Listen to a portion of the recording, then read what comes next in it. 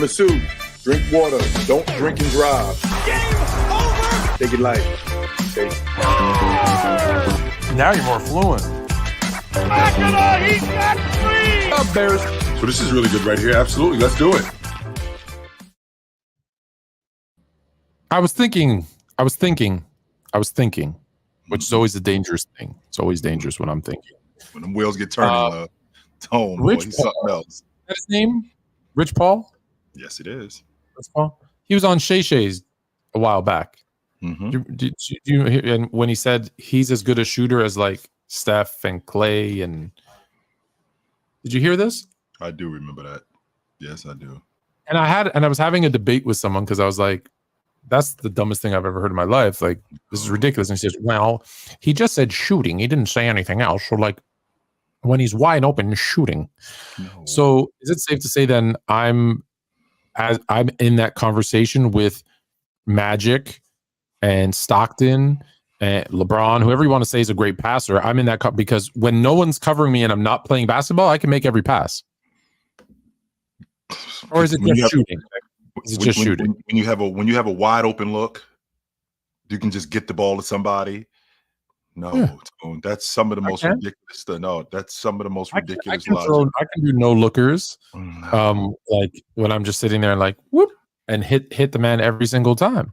Even In when fact, if we want to talk shooting, I've sent you clips. I can go knock down 10, 15, 33s in a row. No problem. I've shown you the video of me hitting down the logo 3 on the Raptors court. So you know it's legit logo 3.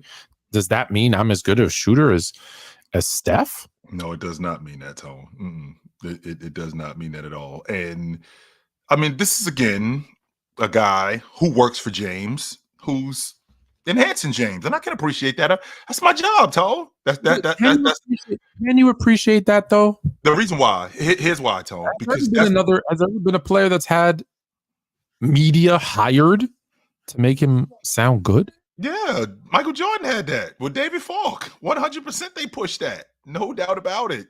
That's your job. They had media. They had talk show hosts making up. I'm not because we're living in we're definitely living in a different time now. 100% we are. But it is your job, as it's 100% your job to push people that you work for. That's your job, and not just to push people, but to push content. You know, I mean, the saying, all publicity is good publicity. If they're watching, that's good for clicks. That's good for revenue. Now, none of us believe that James has ever, on any level, been as good a shooter as Steph Curry. None of us. And I'm a James guy, and I don't believe No, he didn't say LeBron James was as good a shooter. He said he was. No, that's even worse. That's even worse. No. And I just think back and I'm like, yeah, when it's the off season, everybody looks good. Ben Simmons looks like a great shooter in the off season, doesn't he? Go again, Tone, with this. I mean, how many times have we seen the clips of Ben Simmons in the playoff in pickup games? Oh, and then training camp. How many times have we seen this? And then when he gets into games, when he's in Brooklyn, when he's in Brooklyn, when he gets into games, it's like the rim is radioactive. It's like it's two magnets like trying to come together, and it's just going the other way. I'm Tone, if I'm being honest with you, I'm tired of this. I'm tired of seeing this stuff. And the reason why I'm tired of seeing this stuff is because you can only work out for a limited amount of time. It's like a boxer. You shadow boxing. When are you going to get in the ring and actually box somebody and win? Mike Tyson, remember when he said everybody's got a plan until they get punched in the face? Everybody does, Tone. Everybody does. And the logic with Ben Simmons, well, he had a back injury. Well, he was dealing with some mental illness. Yeah, hey, you can say it. I can appreciate all of that stuff, sure. But at some point, one or two things has to happen. You either got to get on your job or get the hell on. Which one is it? Because this kind of stuff right here, I have had it with it, Tone. I've had it with watching you shoot the 3 in an open gym with nobody in the gym. I've had it with you. I've had it with looking at you being awesome with the ball. You've already shown me that you have the potential to be an elite player when you played at an all-pro level in the 18-19 season, when you played at an all-pro level on the defensive end. You already showed me that. But then you went to pieces after that, 2 years later. And since then, you've never been the same. Now, the question that needs to be answered is, what else needs to be done with you? Because we've been doing this dance for years now. We've been doing this dance for years now. You've shown me in pickup games. You've shown me in an empty gym you can knock down the three. So it's obvious to me with you knocking down threes, with you knocking down shots, it's obvious to me that you can do it. When you get in games, it's like it's a completely different guy, which tells me that it's upstairs. So the question that I'm asking you is, what exactly is it that you want to do? Do you want to continue to play basketball, or do you like what basketball brings? Which one is it? Because you can't have it both ways. You can't keep showing me that, yo, I look at this. I can hit threes. Look at this. I can knock down the mid-range. But then when the arena has 15,000 people in it and the cameras are on, you can't do anything except get off the basketball as quickly as possible. You won't defend. The thing that I'm asking is do you want to play professional basketball at a high level like you did before, or do you not? Which one is it? Here's the thing. Sorry, that comment. Sorry, that I don't mean to laugh at the comment. It just it's distracting. So don't do anything crazy. Good. I'm glad that OG's content helped you out. That being said, let me answer your question about Ben Simmons. One, before I answer that question, let me say shout out to the summit. When I was in New York, we went to the summit, and I gotta admit, where you see him and KD and everybody doing their workouts, it's fire. It's amazing. So shout out to the summit and everything they do over there, because there we go. That's so much better. Because that place is super cool. Loved it. Now Ben Simmons does not love basketball. Let's just be real about this. He does not love basketball. He loves the paychecks.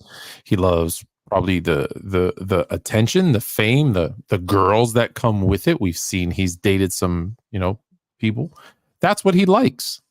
This is not a guy. I'm sorry. He hasn't done anything. I don't know him personally, but he hasn't done anything that shows me I love basketball. Right? He hits the gym. He does his preseason workouts. He looks really good. He gets a big deal. And then once the season starts, he disappears. And this also is a bigger issue that I keep telling people. Skill, talent, those don't make you a great basketball player. What does? Right? Like I keep having this discussion. Well, today's player is more talented and more skilled. Agreed. Doesn't mean they're better. Doesn't mean they're worse. But it doesn't mean they're better, because here's a guy that has all the skill and all the talent in the world. He's not a great basketball player, because you need more than skill and talent. Yeah. You need more. And it's, there's gonna be a lot of people who are sitting there saying, man, like, what a waste. That was my next question to you, Tone. Is he a waste of talent? Is that the question that needs to be answered here? Because again, I think he's 27 years old. We see him in the gym. He looks like he's in great shape. In the process of him being in great shape, he looks like he can still play. The question is can he put it together? We've been waiting years for him to still put it together, and he hasn't. So is Ben Simmons a bust? Is he a what if? I don't think he's a what if. I can't say that he's a what if. My question is he a bust? Because he did make the All-Pro team. He did make the All-League defensive team. He made the All-Star team a couple times. So on the one hand, he did play at an elite level for a short period of time. Then it just went haywire. Does he want to continue to play basketball, and does he want to get back to the level of playing at a high level? Does he want to do that? Because 27 years old, especially in today's NBA, is not that old. No, I don't think it's an age thing, but I definitely think there's a want thing. Right. And only he can answer that because what he's showing is that he does not want to play. He does not want to play. That's what he's showing. I'm not saying that's how he feels. He knows. Excuse me, how he feels, but is it, are you seeing, maybe I'm seeing something different? Are you seeing something different that would tell you, yeah, this is a guy that really wants to play basketball? Tone, I see a guy who feels like he has to do it. That's what I see. I see a guy who Mm. I'm obligated. This is what I'm getting paid for. It's a job. I have to be here. But I'm going to tease you with what I can do. I'm not going to consistently do it, but I'm going to tease you with this, and I'm just going to get my paycheck and I'm going to go. I don't really have the desire to be awesome like I used to be, because maybe this isn't worth it for me anymore. Or I was gonna be. I know you give him. He had that one season, but realistically, it's the potential. Like he showed it for such a short time. Like we don't even know. Is he that guy? We've seen guys come and have great runs, short runs, but that's not. Is that who he To is? be honest with you, Tone, when I watched him at that particular time, I wasn't all the way out, but I did feel like as a defender, I was like, yo, I think he's an elite defender, and I think I can get a lot more years of this. I don't know if we could win an NBA championship with him, because we had a stretch where it was like 2 or 3 years where it was the same thing. It was 16-7, 17-6, 17-7. And I'm thinking to myself, is this all I'm going to get? Is this who this guy is? And I think it was after the 21 season. I was like, if I get this again, I'm out. This is all I'm going to get. I'm out. Colin Cowherd said we have him. LeBron can retire. Yes, he did say that. He thought he was the second coming. Yes, he was. And when I'm watching James stand in the middle of the paint, when they're playing against the 76ers the night before Kobe was killed, I remember that game. It was on a Saturday night. They're playing them in prime time, and he's basically standing in the middle of the lane and daring Ben Simmons to shoot, and Ben Simmons won't look at the basket. He won't even look at the basket. So with that being said, I'm thinking to myself, Tone, does this guy want to be great again? That's because there was, even though it was a short period of time, I won't argue that. You think 17-7, 16-7, whatever, an elite defense is great? At that time, yes, I do. Now, game is a lot different today. The game is a lot different today. There's more scoring than it was back then. I mean, Tone, we got almost 40 guys averaging 20. You talk like he was playing in the 90s or the 2000s. Well, here's the difference, Tone. Look, 6-7 years ago. Long ago. Well, even if it wasn't that long ago, Tone, we got 40 guys today in the game. Almost 40. I think we got 38 guys in the game today, averaging 20 a game. I think last season, we had 6 guys averaging 30. We've never had that in the NBA. Never. No, So 17-7 on elite defense and all-star and all-pro. He was on his way to being great. Okay. Honestly, okay. I can 100%, he was on his way to being great. What happened in Philly when they played in the playoffs and he had that meltdown, he was never the same after that. So I got to ask the question, despite the mental illness and all of that stuff, do you still want to play basketball? And do you want to be great again?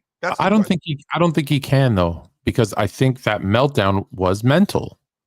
And I've seen guys have mental meltdowns. Chris Webber to a lesser extent with the timeout. Yep. Never really recovered.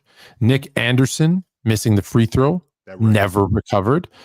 I think even Derrick Rose, if you remember Derrick Rose, when he was injured, you remember how long it took him to come back? And remember, I don't know if you'll remember this. Most people won't, though. But I remember watching every single day and seeing his workouts and people saying, he's back. Look at him. The explosion is there. The athleticism, but he wasn't playing. And the question was, why isn't he playing? Well, mentally, there's a fear. I'm going to come down wrong. I'm going to re-injure it. And that stopped him from getting back to who he was very quickly. And then it dragged out so long, and the mental never, I think, changed. And then look, he reimagined himself and came back as a different player, as a role player, and he's had a good career, and people love Derrick Rose, but he was never the same Derrick Rose. But I don't think it was because his body couldn't do it. Eventually his body couldn't do it, but I think more so because I remember that comeback and him working out. It was mental. Tony played 10 more years after he tore his knee up. So it's not like he only played a year or 2 years. I understand. I'm saying he still played, but he played very different. Is my point. That's what I'm talking about. Yeah. Absolutely. So Ben Simmons, I think that's what I'm saying is once you have that meltdown, you're never the same. Right. So when you say does he want to play, it might just be he can't, because some people. Derrick Rose had the mental fortitude to change his game and find a way to play 10 more years in a different style. Right. Not everybody has that mental toughness to come back and be like, okay, I'm going to do this. Can we get Ben Simmons back to that? I'm not comparing myself to an NBA player, but I had a devastating, I tore all the ligaments, my arch, my Achilles, and my ankle.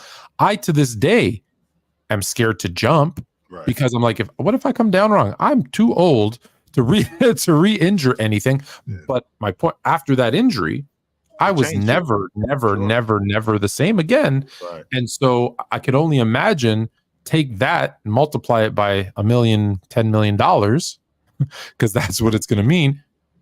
I'm going to be different. Wouldn't that be the motivational tone? Like if he has the money. Right. I mean, I do have the money, right? I got the money. I got to the NBA. I got paid. I could quit today. But is that what I got into this for? Did I only get into this to get paid, or did I want to actually be a really good NBA player?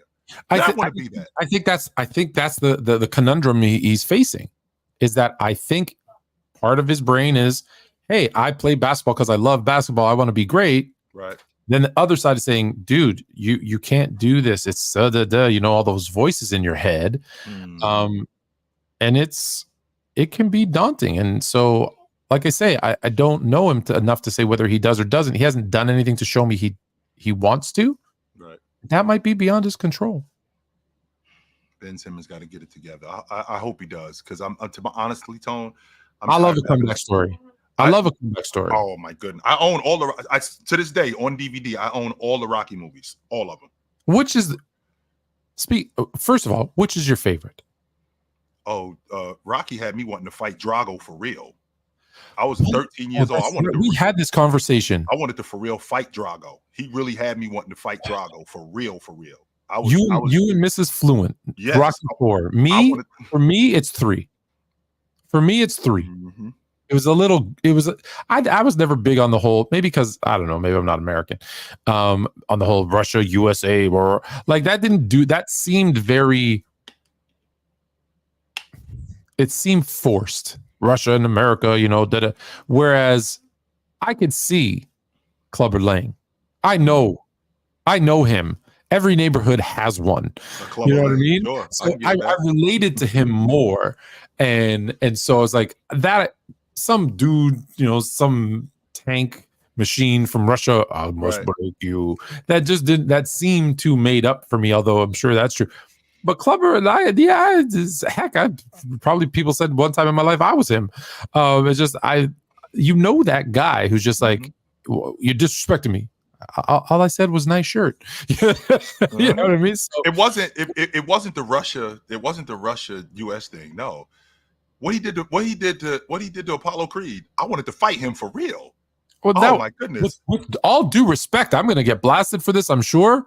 He deserved what he got. Oh, he definitely deserved the ass whooping. No question about that. No doubt. And the fact that Rocky didn't stop it, that's what made it even worse for me. Because I'm like, yo, you're not going to do nothing about this, Rock?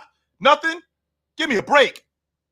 You're just going to let your man get in there and get killed. And you're not going to stop this. I wanted to fight. I'm 13 years old, and I really wanted to fight Drago. I really did. You know what I have now, right? Uh-oh. Have you heard the Rocky IV conspiracy? No. The Rocky IV conspiracy. First, I'm going to give you a little Rocky trivia, because now you said you have all the tapes. I do. What happens at the end of Rocky III? What happens at the end of Rocky III? Both Apollo Creed and Rocky get in the ring. Nobody else is around, and they fight. Because he said, you owe me one more fight. Yes, you do. You owe me a favor. Yes, you do. The conspiracy goes like this. Apollo's a showboater. Apollo has a big mouth, although they even said it, like we'd never talk about it. He's got a big mouth. If he won that fight, so the story goes, he won that fight, and Rocky was scared that he was going to start blabbing. that he beat him in that private fight. Had him killed. So he didn't have him killed, but he held on to that towel a little bit too long for a reason. I don't know if I hate that, Tone. I don't. To keep Apollo quiet, he's like, nah, well, tuck this towel right back. to add to that, I mean, if you've seen the extension of Rocky, which is Creed, and if you remember the first one, where Apollo Creed's son says, I heard about the secret fight. Well, how did you hear about this secret fight? This fight was like 30 years ago. How do you know about it? How do you know about it? Maybe I don't know. I don't know if I hate that, Tone. I don't. Apollo sealed his own fate. Speaking of loving comeback stories, this is a story that never should have been a comeback story. It should have always remained. Oklahoma City will give Seattle Sonics. They're the Supersonics, by the way. They're not the Sonics. They're the Supersonics. Supersonic. Their history back. Pause. I'm filled with trivia today. Do you know why they're called the Supersonics? Seattle is the home of Boeing, and the supersonic jet, if I'm not mistaken, was built in Seattle. That is very common mistake. Boeing was set to make the supersonic jet in Seattle. They named the team the Supersonics, and they actually had moved it and never got built there. The idea was there. Not as good of a story, but right. The idea was there. Right. Okay. Yeah, so it's like when I found that, I was like, oh yeah, that sucks. Like no one wants to hear that. Now you're more fluent. Now I am. So here's the thing for me. There shouldn't be any history to give back. Seattle what does that left. even mean, Tone? What does that mean, Tone? Like we're giving you your history back. Can you please explain that to me? I can't explain it. So technically, when Seattle moves to Oklahoma City, all the history of Seattle, so championships, records, technically, like even Gary Payton, they wanted to retire his number. And he said, nah. He said, I never played for OKC. I played in Seattle. But technically, they own the history books, much like the Minneapolis Lakers moved to LA. They have all the record. The Philadelphia Warriors moved to San Francisco, eventually become Golden State. It's theirs. Who is it? The Buffalo Royals become the Kansas City Royals, become the Sacramento Kings? No, Rochester Royals, excuse me. Rochester Royals, Kansas City Royals. Oh, yeah, Cincinnati. I always forget Cincinnati. Cincinnati Royals, Kansas City, Sacramento Kings. Sacramento has that history, right? That's why they have a title. It's never anywhere near Seattle. Let's be honest, why the Lakers have 17 titles instead of 12, I want to say. I think. So it's because the Minneapolis, the Grizzlies, technically, although short-lived in Vancouver, they get that history. So I am one that, and this goes against, I know I'm not saying, people are going to say it's because I'm a Laker fan. I'm not. If you keep the name, right? Like the New Orleans Jazz moved to Utah and are the Utah Jazz. To me, that's the same team. They move cities, but they keep the history, right? The Lakers move from Minneapolis to LA. They're still the Lakers. The Grizzlies move from Vancouver to Memphis. They're still the Grizzlies. Correct. But when you take, the Cleveland Browns, if I can use another sport, thank you, Woodage, and you move to Baltimore and become the Baltimore Ravens, you no longer have the Cleveland Browns history. No, you don't. Now, Charlotte's a little bit trickier. Because Charlotte, the Hornets move and become the New Orleans Hornets, then become the Pelicans. The Bobcats get an expansion team, and then once the New Orleans Hornets become the New Orleans Pelicans, the Charlotte Bobcats re-get that one's a little bit trickier. But for the most part, I think if you change cities but keep the name, keep the identity of the team, cool. The second you go from Seattle Supersonics to Oklahoma City Thunder, done. Seattle keeps Seattle and all the history books, and Oklahoma City starts fresh. Tone, for me. In your house right now, where you live, what I'm going to do is I'm going to come and I'm going to steal your house. I'm going to pick your house up and I'm going to move your house somewhere else. And I'm not only am I going to move your house somewhere else, I'm going to take everything in your house and I'm going to move it somewhere else. And then I'm going to tell you, Tone, You can have all the memorabilia and the pictures back in your house if you get a new house. Yeah, that's Are you kidding me right now? First and foremost, y'all stole our team. that's my stuff. That's number one. It's not like it was yours. You stole our team. You guys weren't serious about building a new arena in Seattle. That's number one. Number two, this Seattle team is the only. I don't know if you know this, but since I think I did tell you this, since 1979, which is 45 years ago, they're the only city that has an NBA champ that doesn't have their team. There's no other city that can say that. Are you serious? That's a fact, Tone. That's not my opinion. That's a fact. Say that again for the people in the cheap seats. One more time for the people in the cheap seats.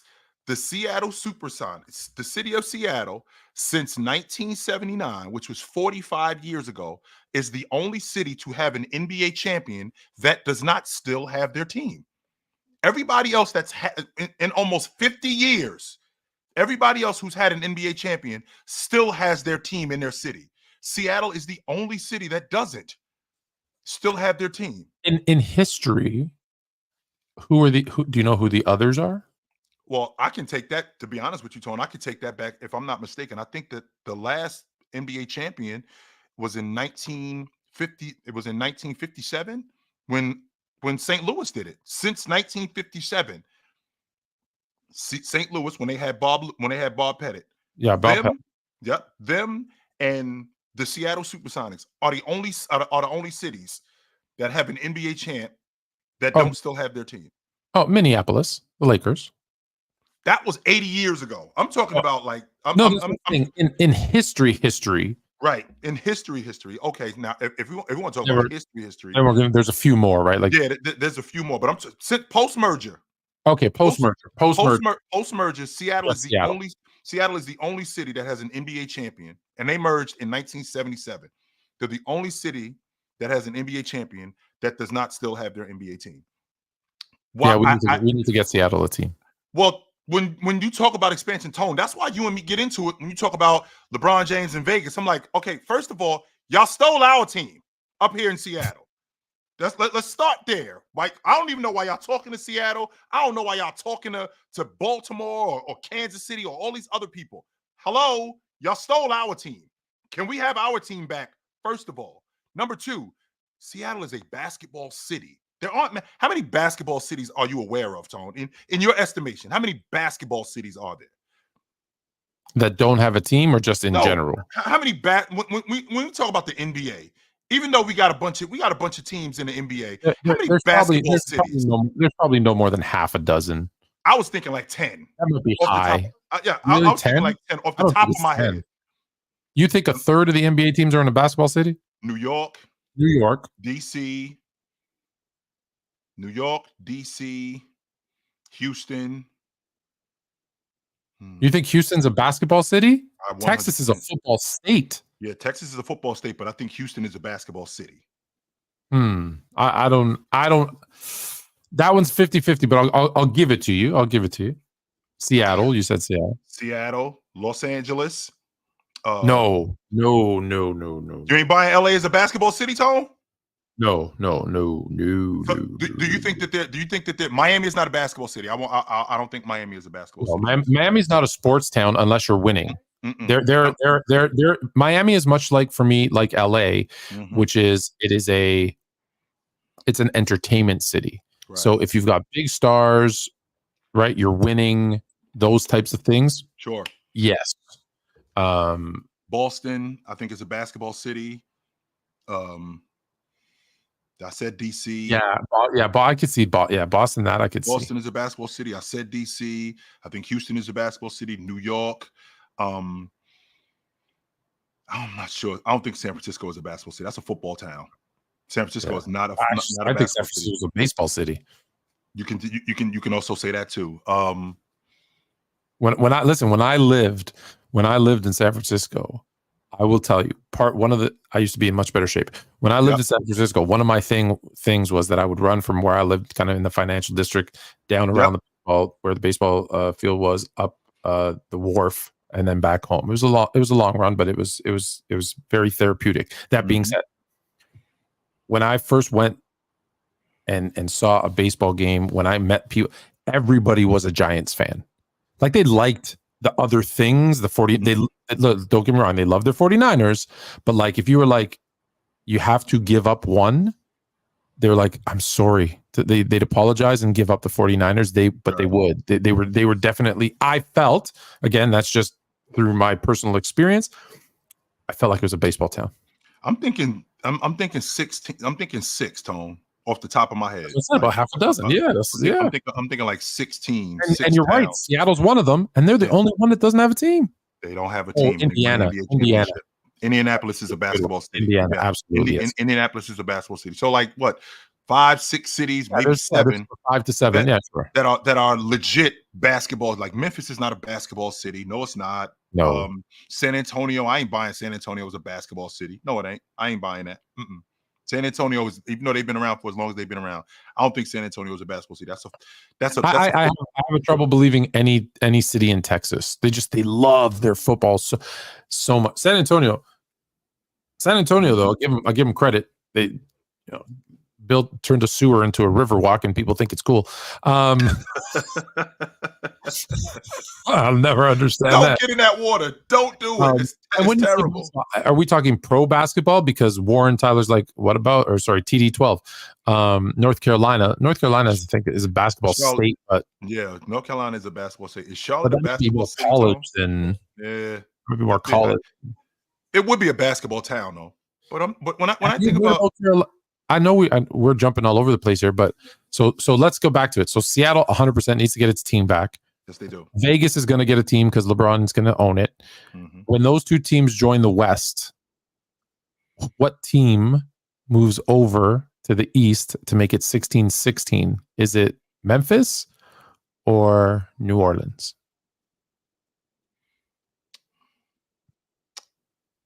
I think Memphis is further east than New Orleans is. They seem. I know I'm going by a map, and that doesn't technically count because it's by latitude. But it looks like they're pretty. Yeah, I think Memphis is a little further east, and not only is Memphis a little further east, I think they'll be in either the Central Division. Because they're further north. Yeah, I think they're pretty similar east. I think because they're further north, I think Memphis gets it too. Yeah, they'll probably be in the Central Division, or they won't be in the Atlantic Division.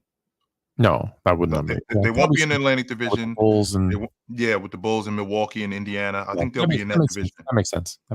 That's where I think that they'll be. But Seattle, like I said, of all the teams of all the cities, that's a basketball city. Yeah, it's one of those towns that I actually regret not getting to. As much as I went to see Shaq play, I never got up to Seattle, and I regret that. I do. You've been to Seattle? You mean just to see a game? I've never been to a Supersonics game, though. Not one time. But I've been up there. I've been to Seattle a couple of times, but I've never been there to see a Supersonics game, which I regret that because that's a basketball city. They love their basketball up there, 100%, and they got the team stolen. They did. They did. Well, let me say a couple things. One, I love the city of Seattle. Spent a lot of time in Seattle. Almost moved to Seattle because when I was there for 2 weeks and it didn't rain once, and Seattle, when it doesn't rain, is beautiful.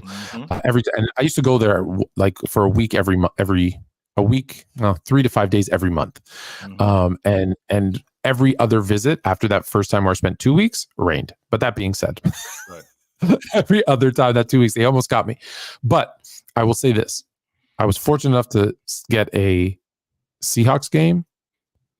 Back in the day, a Supersonics game, a Sounders, I believe, was the soccer team. That was actually really cool. Watching everybody come out in their lime fluorescent green towels, singing. That was kind of cool. But my favorite story of Seattle is this: I was at the Silver Cloud Hotel. I was there on business. The Silver Cloud Hotel is literally right across the street from the stadium. I'm in the bar, restaurant, whatever, of that hotel because I'm going to have some lunch and then I got to go to the airport and I'm flying home. So I'm sitting at the bar, of course. It's Sunday, watching football, right? Eating away, watching the game. When the run happens, Do you remember Marshawn Lynch? When the crowd noise hit the decibel, the windows in the restaurant across the No street way were they didn't, Tom. No, they weren't. were shaking. And I'm like, so I'm watching it on the screen, and like the TV, you're seeing it's doing this, right? And then I kind of, and I'm looking where I'm like, I know where I'm like, there's a rattle. I'm like, whoa. It was like, just for imagine. real. Everybody who watched it on TV was like, wow, because they saw the TV, like the cameraman swaying. I was getting it double going, damn. Like it was, I was like, why didn't I stay one more night? Why didn't I get tickets to this game? Beastquake, thank you. Oh, I feel like that the city of Seattle, that's a basketball city. And basketball cities need to have pro basketball teams. yeah, You had agreed, Ray Allen up there. You had Ray Allen up there for 5 years. We're talking about when they lost their team. We're talking about at that time the best shooter in the history of pro basketball. You had him up there for 5 years. How you not preserving that? How does that just walk away? What they drafted Kevin Durant right before they lost the team. Yes, they did. Kevin Durant is in Seattle. You go from Ray Allen. Yes. That team a couple years later goes to an NBA final. Yes, you got Ray Allen, and you lose Ray Allen. Ray Allen moves on, and you draft Kevin Durant, and then you lose your team. Which even to this day, I still don't like the way that went down, Tone. And I'm not a fan of them I'm not a fan of the Oklahoma City Thunder holding the Seattle Supersonics, their memorabilia and all their records hostage. This isn't yours. This isn't yours. This belongs to the city of Seattle. They played basketball in Seattle for a bunch of years, from I forgot which year. I think it was like, I want to say in the early 70s when they got a team. From then up until 2008 when they lost the team. So we're talking over 30 years. And for you to say, okay, we're going to hold on to this. If you get a team back, it's the same thing, Tone. Like I said, I'm going to take your house and everything in it, I'm going to lift it up and I'm going to move it somewhere else. And then I'm going to tell you, Tone, you can have all the stuff in your house back, the furniture, the pictures, everything that's in here. You can have this all back if you get a new house. That doesn't make any sense. Yes, it makes no sense. Makes no sense. So that was like a top, I don't want to say it was a top 10, but we kind of did the top 10 cities. How do you feel about the NBA? Well, I guess not the NBA. I think it's CBS coming out with the coaches, top 10, well, the top 30 coaches. But how do you feel about this list? I don't know if I hate it, Tone. Right? I don't. Well, let's go. Doesn't sound like you love it. I don't know if I hate it because I don't know if Rick Carlisle is the third best coach in the NBA. I'm not sure about that. I gotta take a look. I got to take a look at who else is on the list because I'm not sure. All right, so let's just do the top 10. I'll give you the list. So at number 10 is Tom Thibodeau. Number 9, for the Knicks, Mike Budenholzer, who's now the Suns coach. Coach 8, Bud. Okay. Ime Udoka. Number 7, Will Hardy of the Jazz. Shout out to Will Hardy, and of course his assistant. Of course, his friend of the show, Scott Morrison. Oops, that didn't work. Let me try that again. There we go. Will Hardy. Number 6, Mark Daigneault of the Thunder. I don't think Rick Carlisle's a better coach than him. Number 5 is Ty Lue of the Clippers. Number 4 is Steve Kerr, who should not be there. Number 3 is Steve Kerr's not a top 10 coach. Number 3, Rick Carlisle. Number 2, Nick Nurse. Number 1, Eric Spoelstra. I think Eric Spoelstra is the best coach in the game. I think Nick Nurse does the most with, I'm not going to say he does the most with the least, but I think he maximizes what he has. And I think that makes him a damn good coach. Now, he can be a bit pretentious, and there's some times with Nick Nurse that you get to a point where, he kind of wears out his welcome. I can get with that. But for the most part, he's a great X and O guy.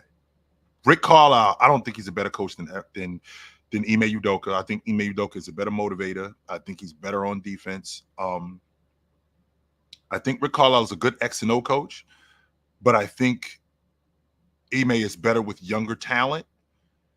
I do not love Steve Kerr at the number 4 spot. I don't think Steve Kerr is a bad coach. I just don't think that he's good in terms of being versatile. I think he only knows how to coach one way. And because he only knows how to coach one way, that I don't know about that. Put the best group of guys on the floor and then go get Steve Kerr. I can didn't Luke Walton coach them to a pretty damn good record too? Yes, he did. We had it's pretty easy when you got those guys. We had Andre Iguodala in the huddle drawing up plays. That's what we had going on with that crew. But with that being said, Steve Kerr, I don't think he's better than Mark Daigneault. I don't think Steve Kerr is better than Quinn Snyder, if I'm being honest with you. I think Quinn Snyder is a damn good coach. Yeah, like I said, I don't think Kerr's not even in the top 10 for me. But let me give you some names. Yep. That might be surprisingly out of the top 10. Which one do you think is the biggest wow? Mm-hmm. I believe at least one. He may have won 2 Coach of the Year. Mike Brown of the Kings coming in at 13. Right behind him. Now, it might be currently, right, because of his age. Mm-hmm. Greg Popovich at 14. Snyder at 16, excuse me. Doc Rivers at 22. J.B. Bickerstaff at 23. Billy Donovan at 24. The only one that I know for a fact they got right, they got 2 right. For sure. Number 1, Eric Spoelstra. And number 30, J.J. Redick. Those are the only 2 I know they got right. We don't know how good J.J. Redick is. Oh, I know he's number 30. I already know that. I already know how you feel about him. J.B. Bickerstaff is a lot better coach than the bottom 10 in the league. He's a lot better coach than that. I give J.B. Bickerstaff much more credit than people do about how good of a coach he is. I think he's one of the better defensive minds in the game. I think he's also good at maximizing young talent. I think they were decimated by injury last year. I think they pulled the plug on him a little too quickly. I like J.B. Bickerstaff as a coach. He's also good at managing games. He knows how to work officials. In the process of him knowing how to work officials, he knows when a guy gets going, how to continue to get that guy going. Spo is the best X and O guy. I think Spo is the best at in-game adjustments. Well, let me pause you there and ask. Like, they're doing this top 10 list. I don't know what the criteria is, right? It's not winning because Joe Mazzulo's at 11 and he just won an NBA championship. And he won the Eastern Conference championship the year before that. So it's not winning. Right. What's the criteria? Well, what would be your criteria? One, I think winning is a part of that. 2, how you adjust in game. What kind of X and O coach are you? How your players respond to you? What kind of respect they have for you? What kind of history you have as a coach? Have you been good with only great players, but you're able to turn around other guys that people have no idea about? A prime example would be Phil Jackson. Everybody talks about Phil Jackson. You know, the only reason why he was great because he had Shaq, he had Kobe, he had Jordan, he had Scottie Pippen. But don't forget there was a stretch where he had Bryant and Lamar Odom and Luke Walton and Shannon Brown, and they were making the playoffs. And Phil Jackson had a lot to do with that. As good as Bryant was, Phil Jackson had a lot to do with them making the playoffs. It wasn't just roll the balls out. No, there was some discipline that needed to be there. There was some things that needed to be done. And I think Phil Jackson implemented the triangle, and he was able to get those guys. He was able to get those guys to buy in. They just didn't have enough talent, but they had enough talent in the Western Conference to win some games and make the playoffs when the Western Conference was a nightmare. So I think Phil Jackson is a lot better coach than people give him credit for, and he's already at the top of the list. I guess he brought in the triangle. Okay, I guess that's true. But it wasn't. Do you give him credit though for bringing it? Like what? He was smart enough to bring in. Not only I give Phil more credit. The teams you're talking about, right? Like I pulled it up quickly because I was like, maybe I don't think my memory is as good as yours. That 05-06 season, he had taken over the team part way through the previous season, but they were 45-37. Yep. 6 seed, made the third in the playoffs. Pacific, Mhm. 42 and 6 seed, 40 the next year. 7 seed, made the playoffs. Mhm. You know, and then they're 57 and That's when they get that's when the year they they get get Gasol. Pau Gasol. Yeah, that's when They're they got 57 and Gasol. 25. They finish Mhm. first in the Pacific, and then obviously they win their two Yep. championships back to back. And Mhm. then the year after, again, 57 wins. Okay, yeah. There's a I stretch think that there. There was a I stretch where the team, you know, it was Kobe and nobody else, right? right. Like you had Chris Mim and Shannon Brown and those like. Chucky Brown and not Chucky Brown, Chucky Atkins, guys like that. Yeah.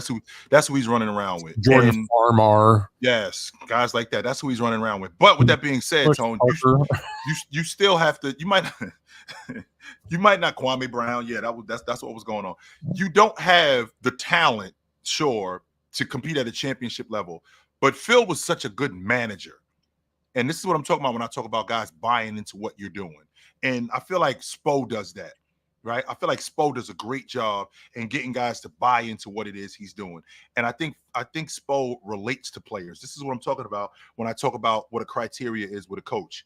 Your X and O's, that doesn't matter if guys don't buy into what you're doing, if they don't respect you as a coach.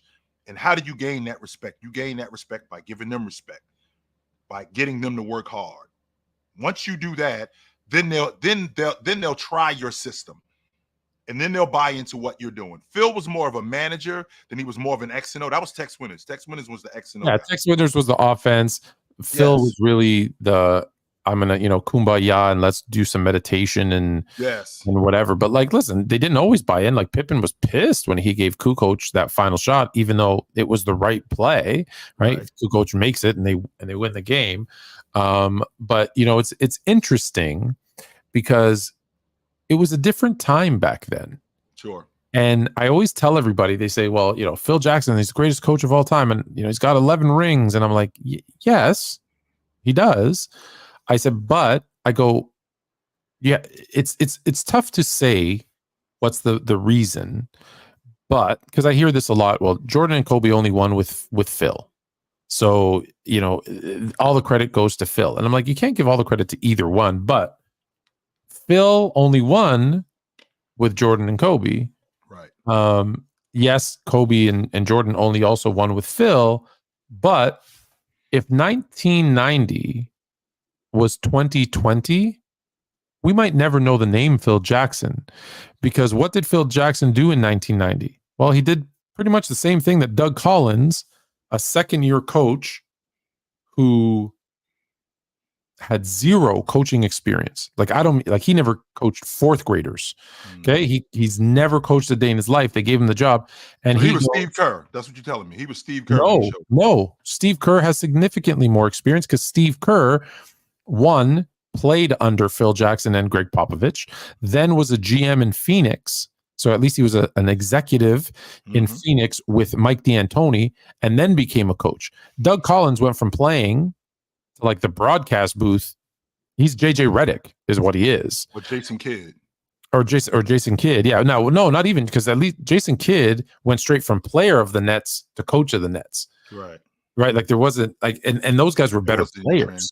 Doug Collins, not like Doug Collins was a great player either. Right. So the transition, but what did he do in his second season? He went and lost to the Pistons. Well, they bring in Phil Jackson, who was an assistant, who had won in the CBA or whatever league he was playing, the Desert League. Too. And in Puerto Rico. And Puerto Rico, right? And what does he do? He loses to the Pistons in the playoffs. And so in 2020, they're like, they probably fire that guy. And maybe I'm just recent history of the Lakers, right? Oh, you didn't win it all? Fired. Heck, you won it all. You're fired. He definitely gets fired, Tone. That's not your opinion. That's a fact. 3 straight years you lose to the same team. 3 straight years.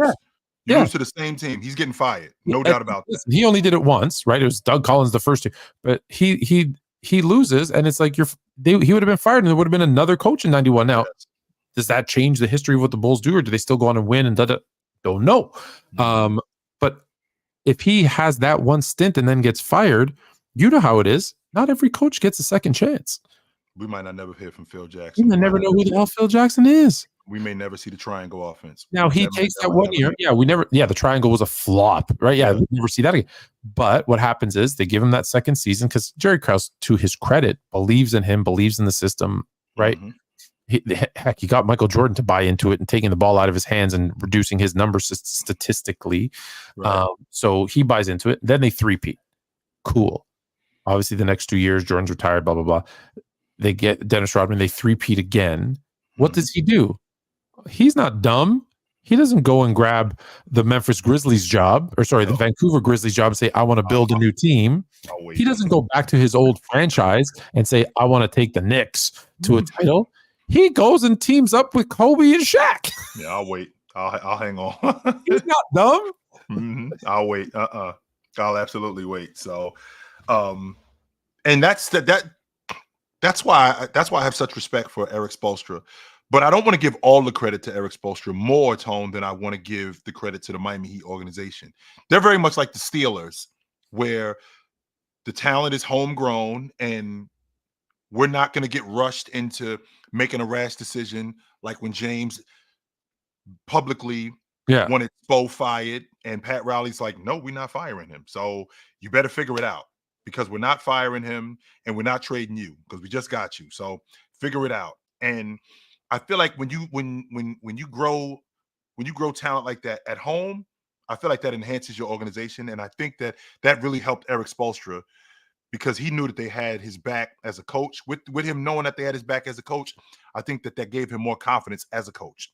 Can I just say I love that about the Steelers? Do you know how many coaches they've had in their history? I think 3. Yeah. 3. That's it. No, yes. I forget. Oh, who's the first one?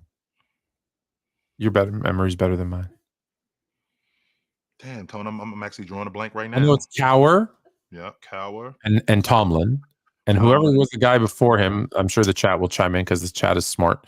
But it's those are the 3. That's it. Knox. Chuck Knowles.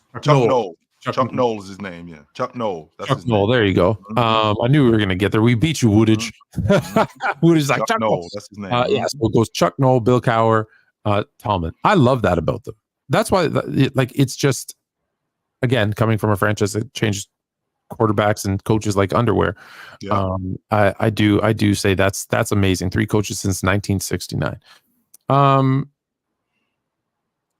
You'd mentioned LeBron wanted him fired. Spo, and he said no, deal with it. What do you think was the factor? So as you know this, LeBron signed technically he signed a 6-year deal with the Cleveland Cavaliers, who then traded him to the Miami Heat, if we want to be technically. Because if I say he signed with Miami, someone will, he didn't sign. It was sign and trade. Sign and trade. That's what happened. So he signed with Cleveland. Cleveland trades him to Miami in a sign and trade deal, which is good for Cleveland too, by the way, because they got some draft picks. But he had an option to opt out after year 4. Of these 3 things, and you can say other, so maybe your 4th option would be other. But what do you think was the main factor in him opting out after 4 years of the team that he picked and built himself? Was it because Coach Spo? Was it because Wade and Bosch were starting to decline and get older? Or was there something, my understanding, some rumors, there were some issues with him and Pat Riley butting heads? Or I guess number 4 would be, did he just really want to go back to Cleveland and get back together with Gilbert? Which I doubt that. I don't think it's Gilbert more than, he's on record saying that he would drive through the city of Cleveland in the offseason and imagine a parade this is when he was playing with the Miami Heat. Tone, of all the things that you said, but I can't believe anything he says. But here's the thing, though. The thing that you said, the 4th thing, I think, is the biggest thing. I don't think it was right. I think wanted to go back to Cleveland. I don't think he ever wanted to leave in the first place. I think he had to go, and I understood it, but I don't think he ever wanted to leave. Yeah, I understood why he left too. I do understand that, and that's why he came back. If you look at all the other stuff you mentioned, Riles, with Spo, the Dwayne Wade and Chris Bosh declining, all of that stuff was added. He left to go to Miami because he had to learn. That's it. Once he had an opportunity to come back home, he did it. Now, there was a reason why there was nobody else. Phoenix, the Knicks, any other organization, because I just don't think that he ever wanted to leave Cleveland. I think it was always Cleveland. I think he always wanted to be there right from the beginning. I don't think he ever wanted to leave there. I think all of the other stuff, Spo, all of that other stuff, I just feel like that just added to him leaving. He was going to leave anyway, but that just added to it. I never, even when I was down here, Tone, even when he was down here, I never felt like he was going to be down here for 8-10 years. I never felt like that. You really didn't think not 1, not 2, not 3, not 4, not 5. I thought that was smoke. I never thought that he was going to, because it didn't feel like he wanted to be here like that. It just never felt like that. It just felt like he was here in the meantime. And then once that was over, he was gone. That's why I wasn't surprised when he left. So why does he leave Cleveland again? Because you know what? You know what he said? I'm never leaving again. That's why I was surprised. I don't believe anything he says. That's what I was surprised about, Tone. I didn't understand why he left the second time, because I thought that with him being back in Cleveland, sure, they had some contract issues, and it took some convincing, Tone, if we're being honest. And Maverick is on record talking about how everybody was on board. He wasn't one of those guys who was on board with coming back to Cleveland. He didn't want anything to do with Dan Gilbert after what Dan Gilbert had said. He wanted nothing to do with him whatsoever. It took some convincing with Maverick. But with the rest of those guys, they were like, all right, fine. With that being said, him coming back to Cleveland, I thought that him coming back to Cleveland, they were going to have an opportunity to compete for NBA championships until he retired. Because I don't think he wanted to play anywhere else. I didn't realize how much the business of LeBron James was happening. Mm-hmm. And when he moved to Los Angeles, it became more business than basketball. And it just so happened that he was still good enough to win an NBA championship and compete at that level. But for the most part, I don't think he was able to do that in Cleveland like he would have in Los Angeles in terms of being a business and being a brand. That's why he left. Yeah, because like I say, because if you want to, there's 2 sides to there's 3 sides to every story, your side, my side, and the truth. Sure. However, the criticism is, well, I'm going to give up the number 23 because no one should wear the number 23 ever again. Next year, I'm going to start with the number 6. Then we find out that offseason, well, it's because he's going to Miami, right? He goes to Miami. Not 1, not 2, not 3, not 4, not 5, not 6. After 4 years, he opts out. He goes back to Cleveland. I'm never leaving Cleveland. Now, he went back to Cleveland when it had a couple of first overall picks. They didn't do great with all of them, and a number 4 pick in the same year, 1 and 4. So a lot of draft assets to build a team around. Goes back. That number 1 pick, by the way, the one that did work out, he's like, I'm out. I don't want to live in your shadow anymore. He plays there, 1 more year, and then he leaves. I'm never leaving Cleveland. Boom, leaves again.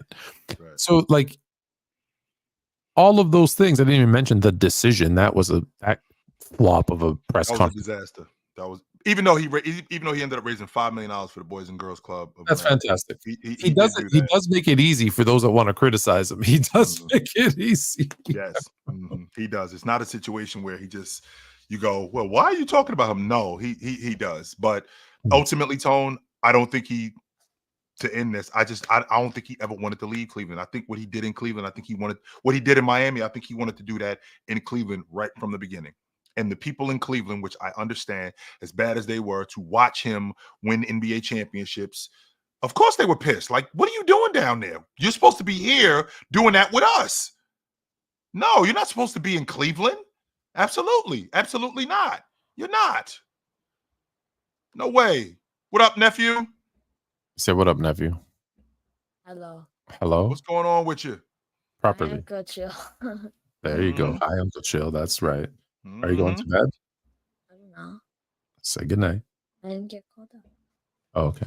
You just come and say hello? Yeah. Okay. All right. So let's check out the watered down expansion. Was the NBA watered down And which era was worse? The watered down expansion era that the Bulls won in, or the load management tanking era of the last 15 years? The reason I bring this up, of course, a lot of conversation about this. We're not going to go through every year. Go ahead. Go ahead. You're because I remember you ran something like this down, and I'm really interested to hear it again because I had forgotten some of it. But this watered down era thing is really interesting for me, and the reason why it's interesting for me, Tone, because some of the best teams that the NBA has ever seen have been during the expansion era. So I'm interested to hear this. Peace, God. So we start. We're going to skip a lot of these, but I will start at the top. So the NBA starts in 46-47 with 11 teams. It actually contracts to 8 teams. One of them being, unfortunately, my Toronto Huskies. I was there for that game at Maple Leaf Gardens. No, I wasn't. They then expand to 12 teams, 17 in 49-50. 6 teams drop off. Now, some of them dropped off. There was, whatever. We don't know. I don't think we need to go through the 50s and 60s, just to be honest, right. But I will just give you the history of it. 11 from 51 to 53, it drops again to 10, 53 to 55, 9. During the Celtics run, there's 8 teams, then 9, I guess 8 or 9 teams, and only have to win one round to get to the NBA Finals. Can I quickly? I'm going to do a thing. I have it actually ready for 46-47. Do you know how this was the year Joe Folk won the scoring title with scoring 23 points per game, shooting about 23% too, but from the field. Garbage, trash.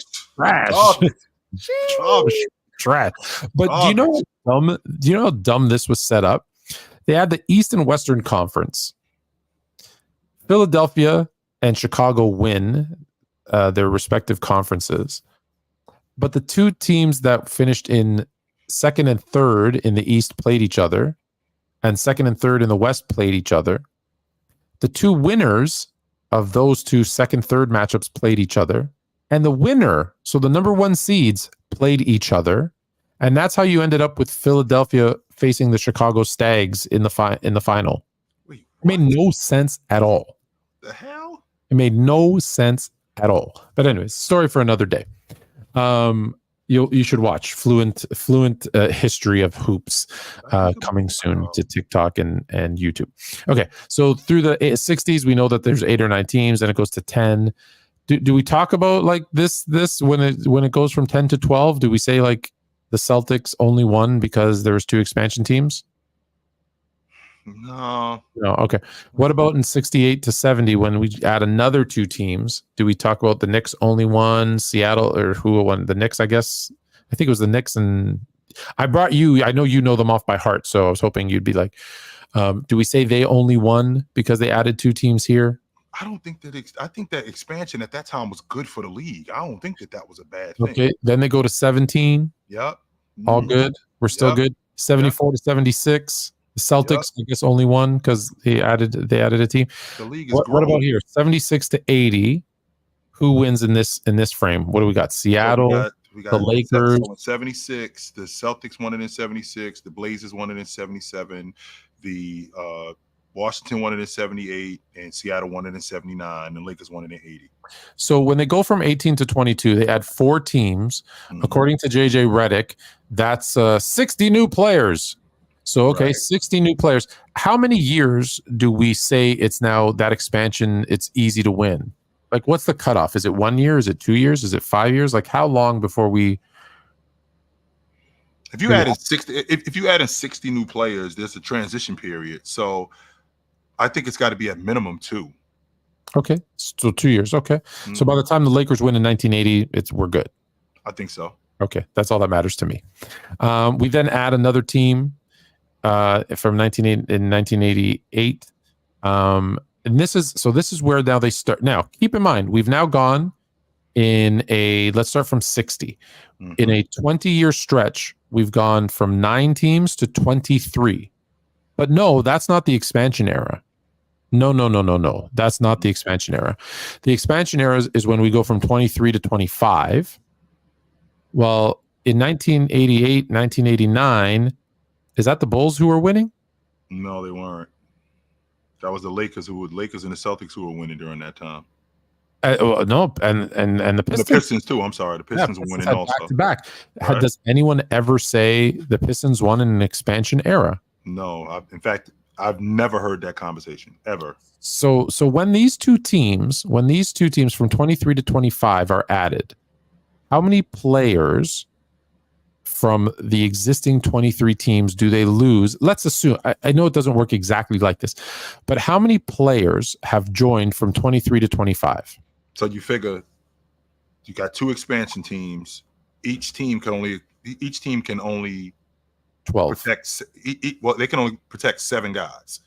Yes. So you end up with an expansion draft, and not every guy from the Detroit Pistons was getting drafted. I mean, like Rick Mahorn got drafted to Minnesota. You had a bunch. That was in the second one. So right. That was not in this first one, but let's by the numbers, okay? So just so people know, because people don't understand how this works. So 23 to 25.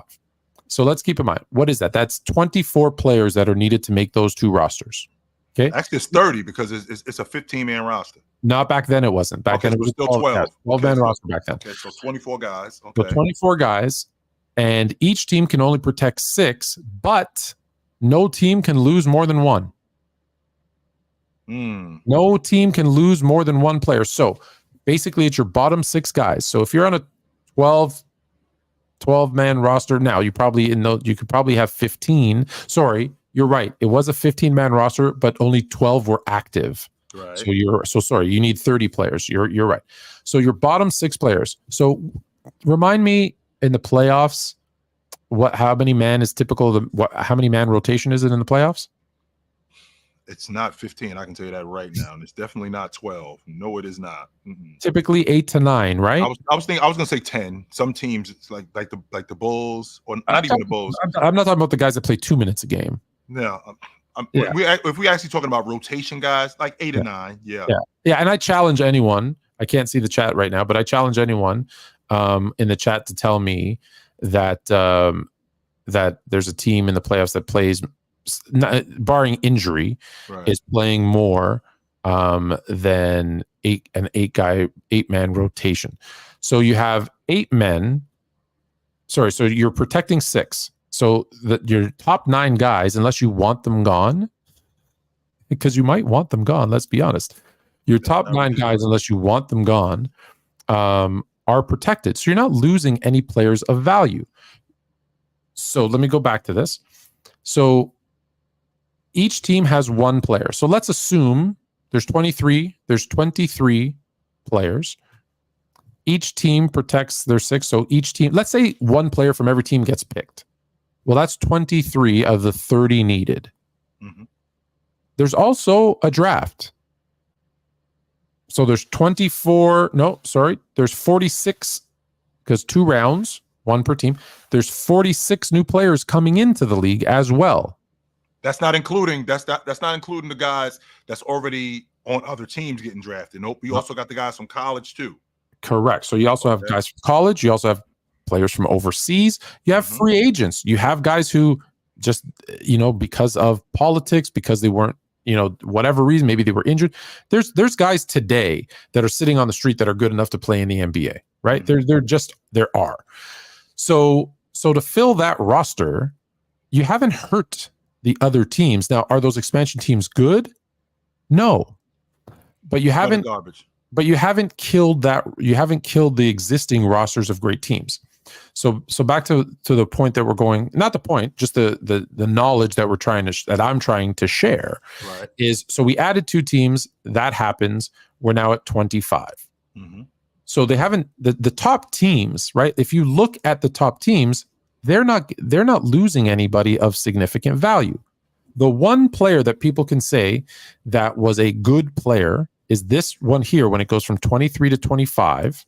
And this is still, by the way, this is the Pistons back to back. This is not anybody else yet. This is the Pistons. Remember, Tone, they lost Rick Mahorn. Yep. Keep going. That's the one player. Why did they lose Rick Mahorn? Because the Pistons couldn't protect him. He was one of the No, the Pistons chose not to protect him. Why did they choose not to protect him? Look how much money he was getting paid. Look how much Dennis Rodman, the new young better, was getting paid. And they said, well, here's a great way. Rick Mahorn didn't and said no, by the way. I believe he did. He refused. He went to Philly. Yeah, he went to Philly instead. Yeah, he refused to play in the for the expansion team. However, it wasn't because, oh no, we can't protect him. What are we going to do? We're losing a great player. No, they put him out there because they knew he'd get drafted because he was good, and they'd get out of that salary. Right. Go look at the numbers. That's why I always say, go look at the money. You have Dennis Rodman, much younger and at that point significantly better, and getting paid a lot less. Bye. As my friend would say, bye, Felicia. And he's out. So they didn't lose. So the Pistons didn't lose anybody of any value. So then again, it's the same thing. There's 25 players. So then they expand it two more teams in 1995. That's the Raptors and the Grizzlies. Did it hurt the Rockets? No, it didn't. Didn't. Do we say the Spurs? Because the Spurs win in 98, 99. Right, 99. That was a lockout season. But they didn't have... Was that an expansion era? And there was nobody... Well, there was nobody off that. There was nobody in the expansion draft that was on their crew. They had a bunch of journeymen, to be honest with you. They had Avery Johnson. They had Jerome Kersey. They had Avery Johnson. They had Jerome Kersey. They had Mario Ellie. Sean Elliott. They had Sean Elliott. They had Malik and then Rose. Obviously Duncan Robinson. They had Duncan and Robinson, sure. But, you know, they had Jaren Jackson. They had guys like that on the crew.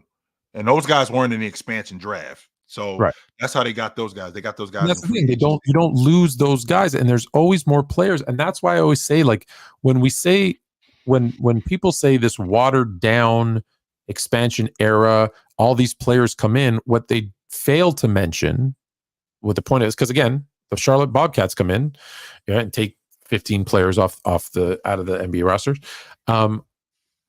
There are guys that are good enough right now today.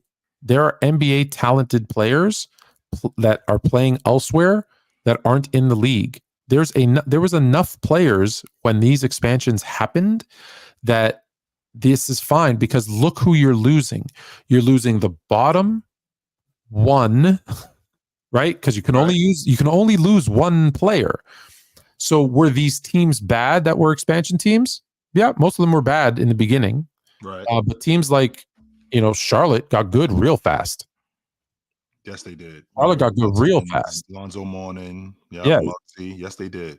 Now the question I ask is, what's worse? Because from 2004, we haven't had any expansion, but we have had load management. We have had the process.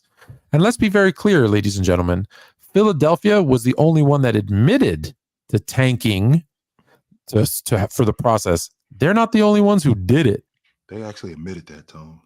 They said that, like, we doing this. We're actively doing this. So that's where I guess I struggle. Is it's no one ever says the Pistons titles don't count because it was the expansion era, although they won. The Rockets won 2 years in that time as well. The Spurs run at the tail end of it. We never say that. We always say, oh, the 90s, the 90s, the 90s, because we're pushing this narrative. And you've heard me say this a million times, I don't think the 90s was the best basketball. I don't. However, I also am against false narratives that say no one said anything about the 60s, 70s, 80s when there was 20 new teams coming in, but somehow I have something against this one player. And so all 6 of his championships came in when they added 4 teams, because the league was watered down because those 4 teams. And even if the expansion era did water down the league, okay, explain how it affected the Bulls. Explain how that affected the Trailblazers.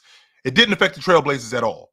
Explain how that affected the Lakers when they beat them. It didn't affect the Lakers at all. Explain how that affected the Phoenix Suns. Well, the Phoenix Suns, they were playing in the Western Conference. We're playing in a watered down league, so the competition isn't as good.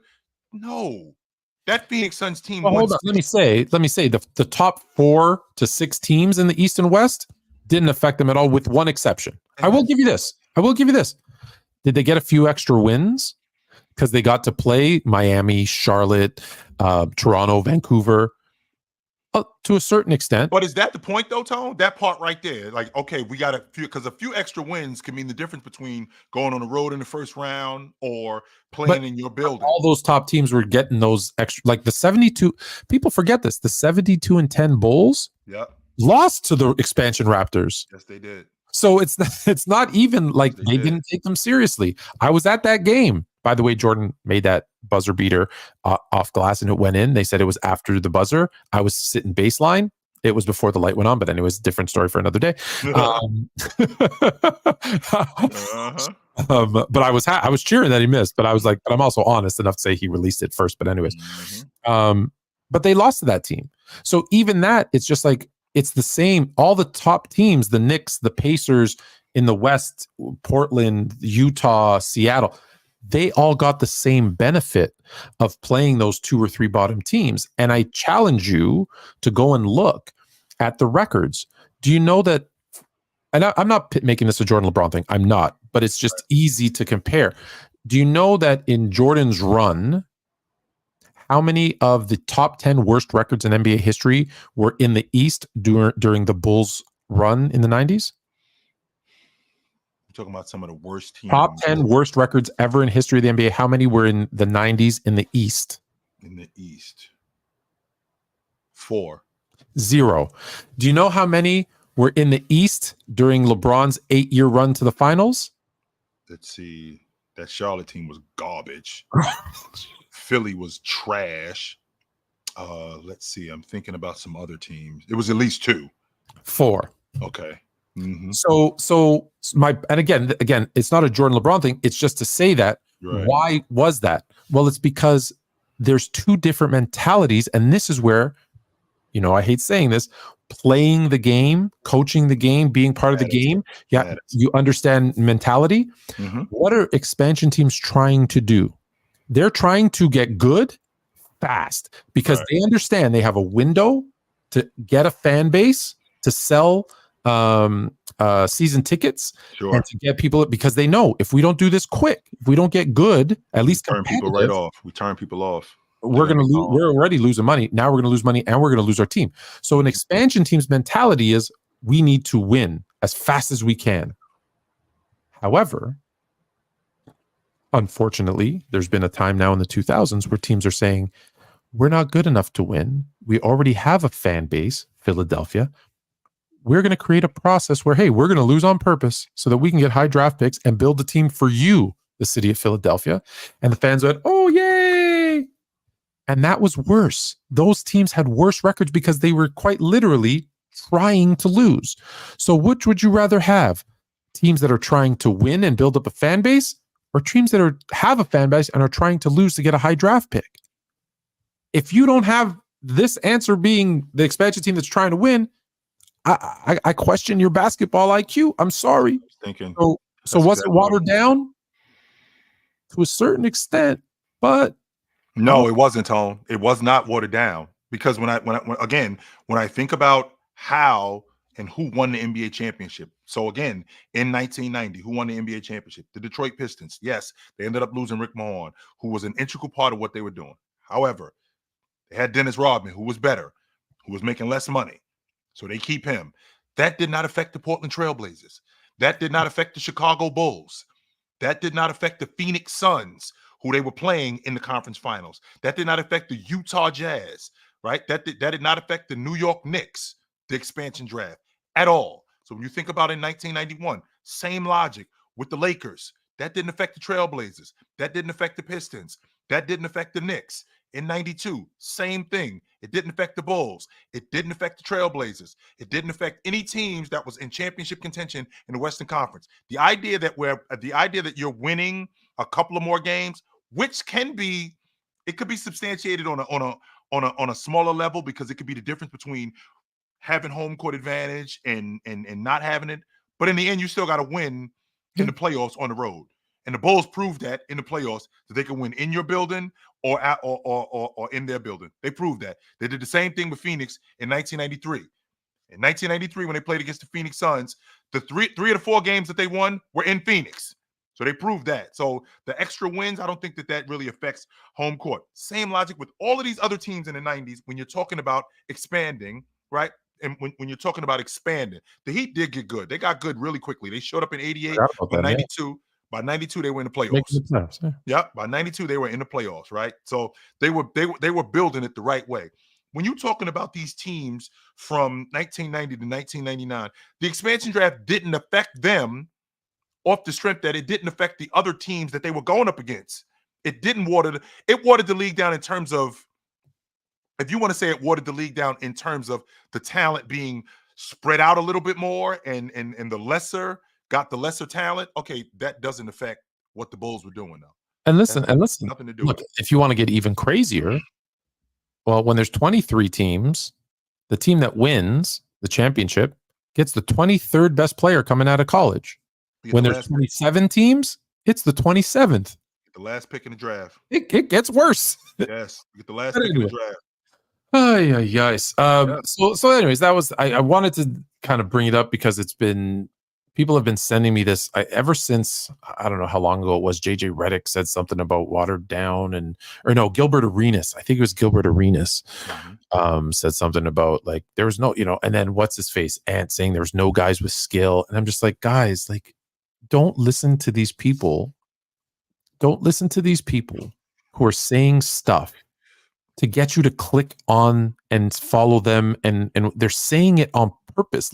I literally have clips of Gilbert Arenas contradicting himself, where he says one thing, then he says the exact opposite, and then the exact opposite thing. Like he's sitting on this panel, and I don't even know what show he's on. FYF was actually on it.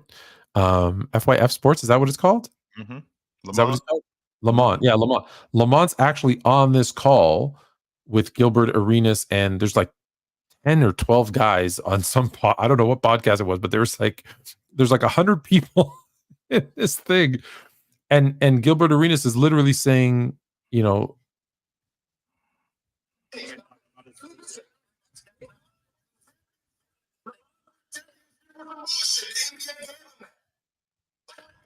LeBron's first championship was BS. The NBA gave him that.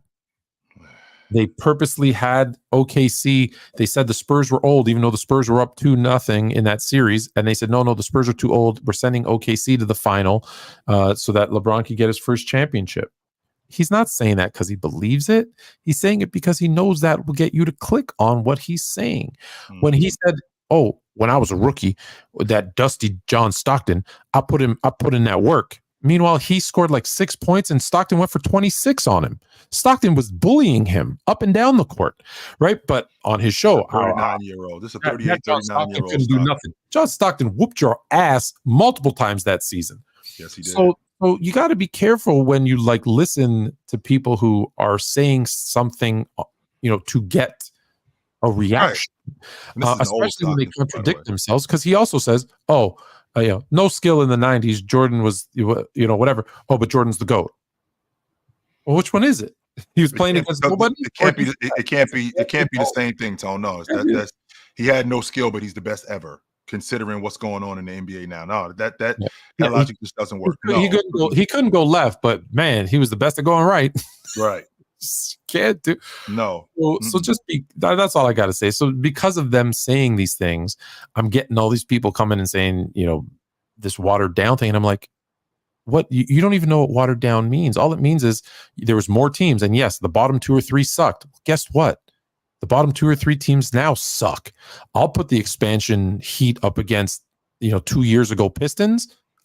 How many games did they lose last year in a row or the year before?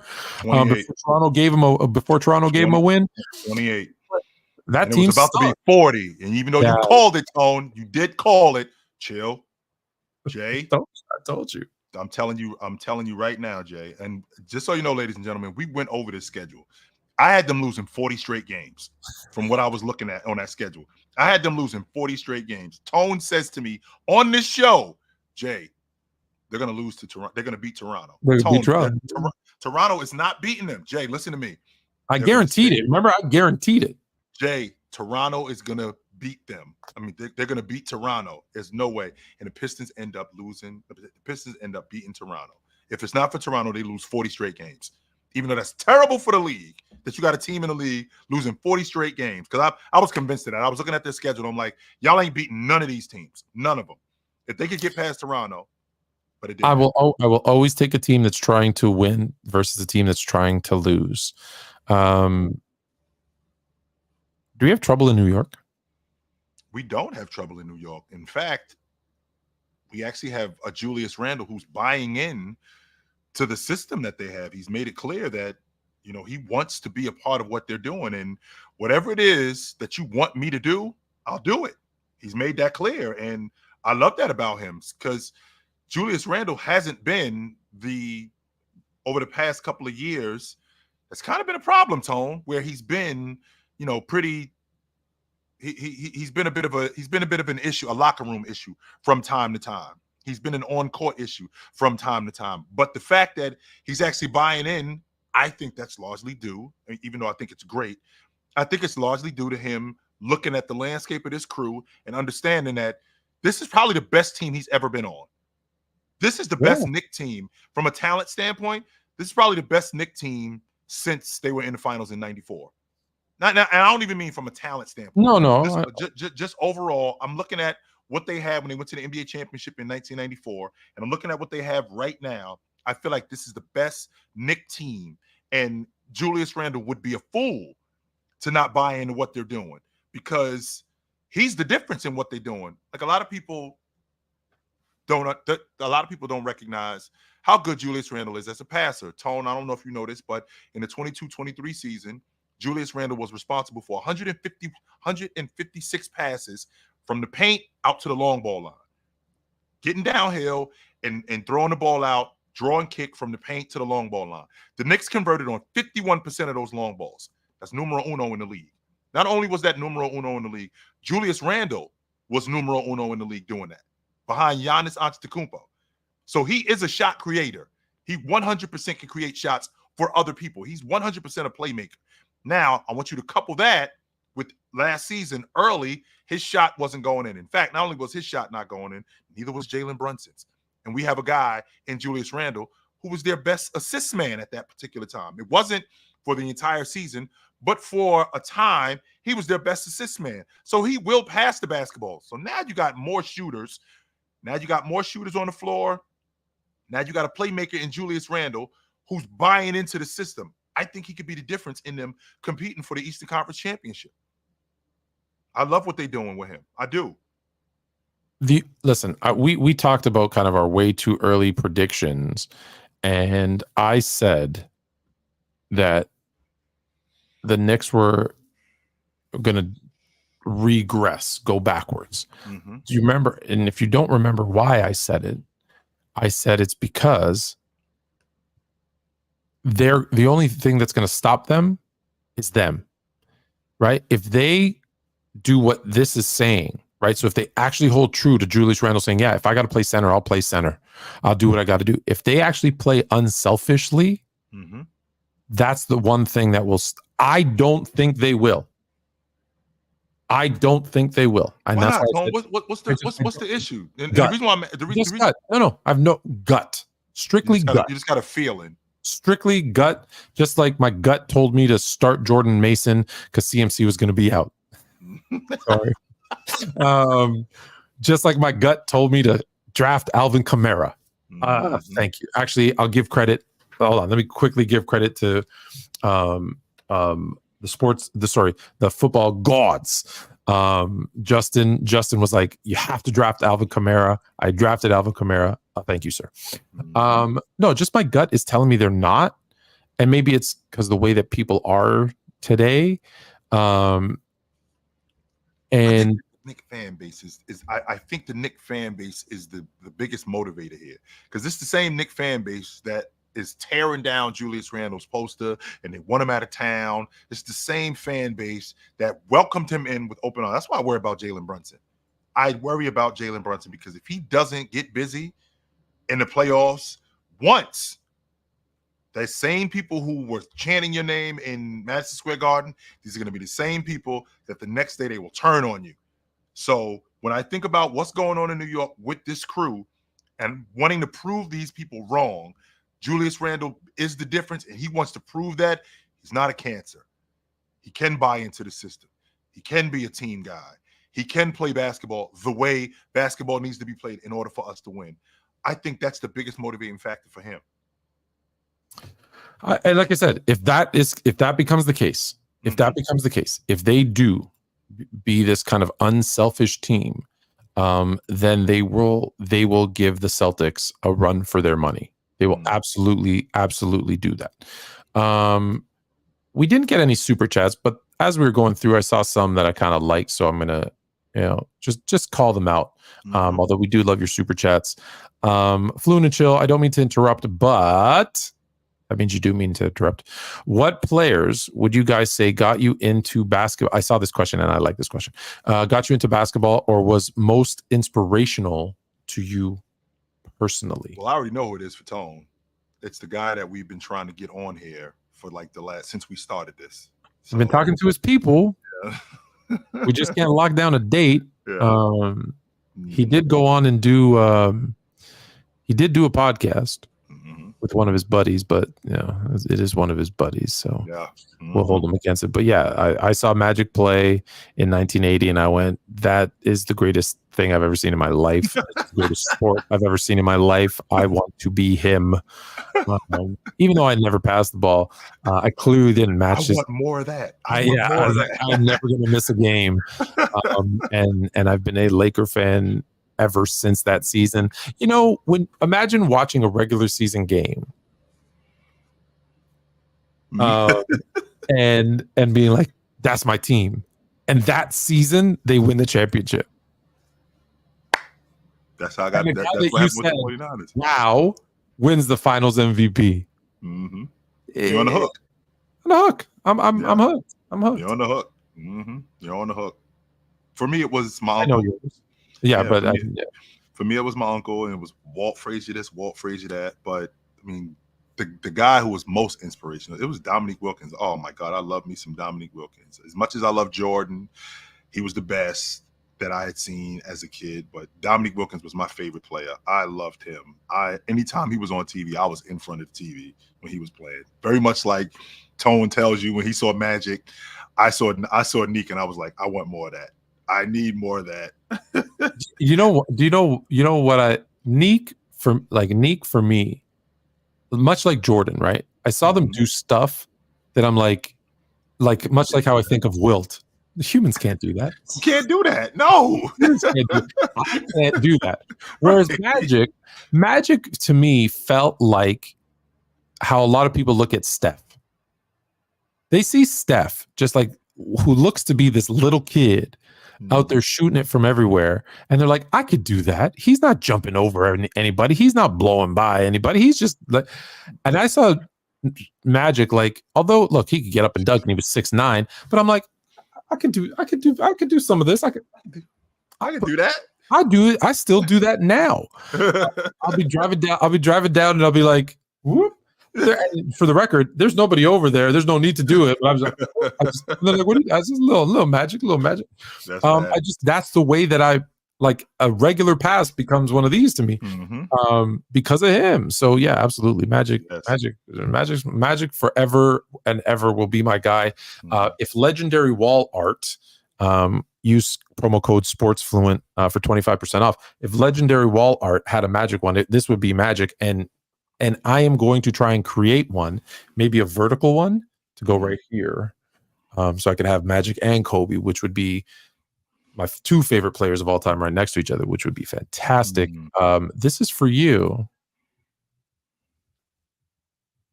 I'm sorry. Watching the Rocky movies back, they so corny. No, Bob. No, they're not. They're a little bit corny. They're a little bit. Today corny. It is like when you think about it today, it's like. But back when I was a kid, nah. When Clubber Lang pushed Mickey down them steps and killed Mickey, I was sick. Oh, now you just ruined it for somebody who never. I was sick. Spoiler alert! I was wrecked. I was like, what the hell? Man, I like I said, Tone, I really wanted to fight. I really wanted to fight Drago. for what he did to Apollo Creed. I really wanted to fight him. I was like, if I seen this dude on the street, I'll swing on him. And this is a huge Russian, but I'm like, if I saw him on the street, I would swing on him. 100% I would. But if you did, he would break you. For the record, I've not only on this show have said that I will no longer call Baker Mayfield that name anymore, that not margarine, but the other one. I've personally apologized to him and in fact invited him to come on the show. He said he would consider it. It's a busy time of year, but possibly in the off season. So, good night, my love. Yep. Go to bed. But yeah, he is doing things in Tampa that I did not think he was capable of doing. And, the Cleveland curse is real.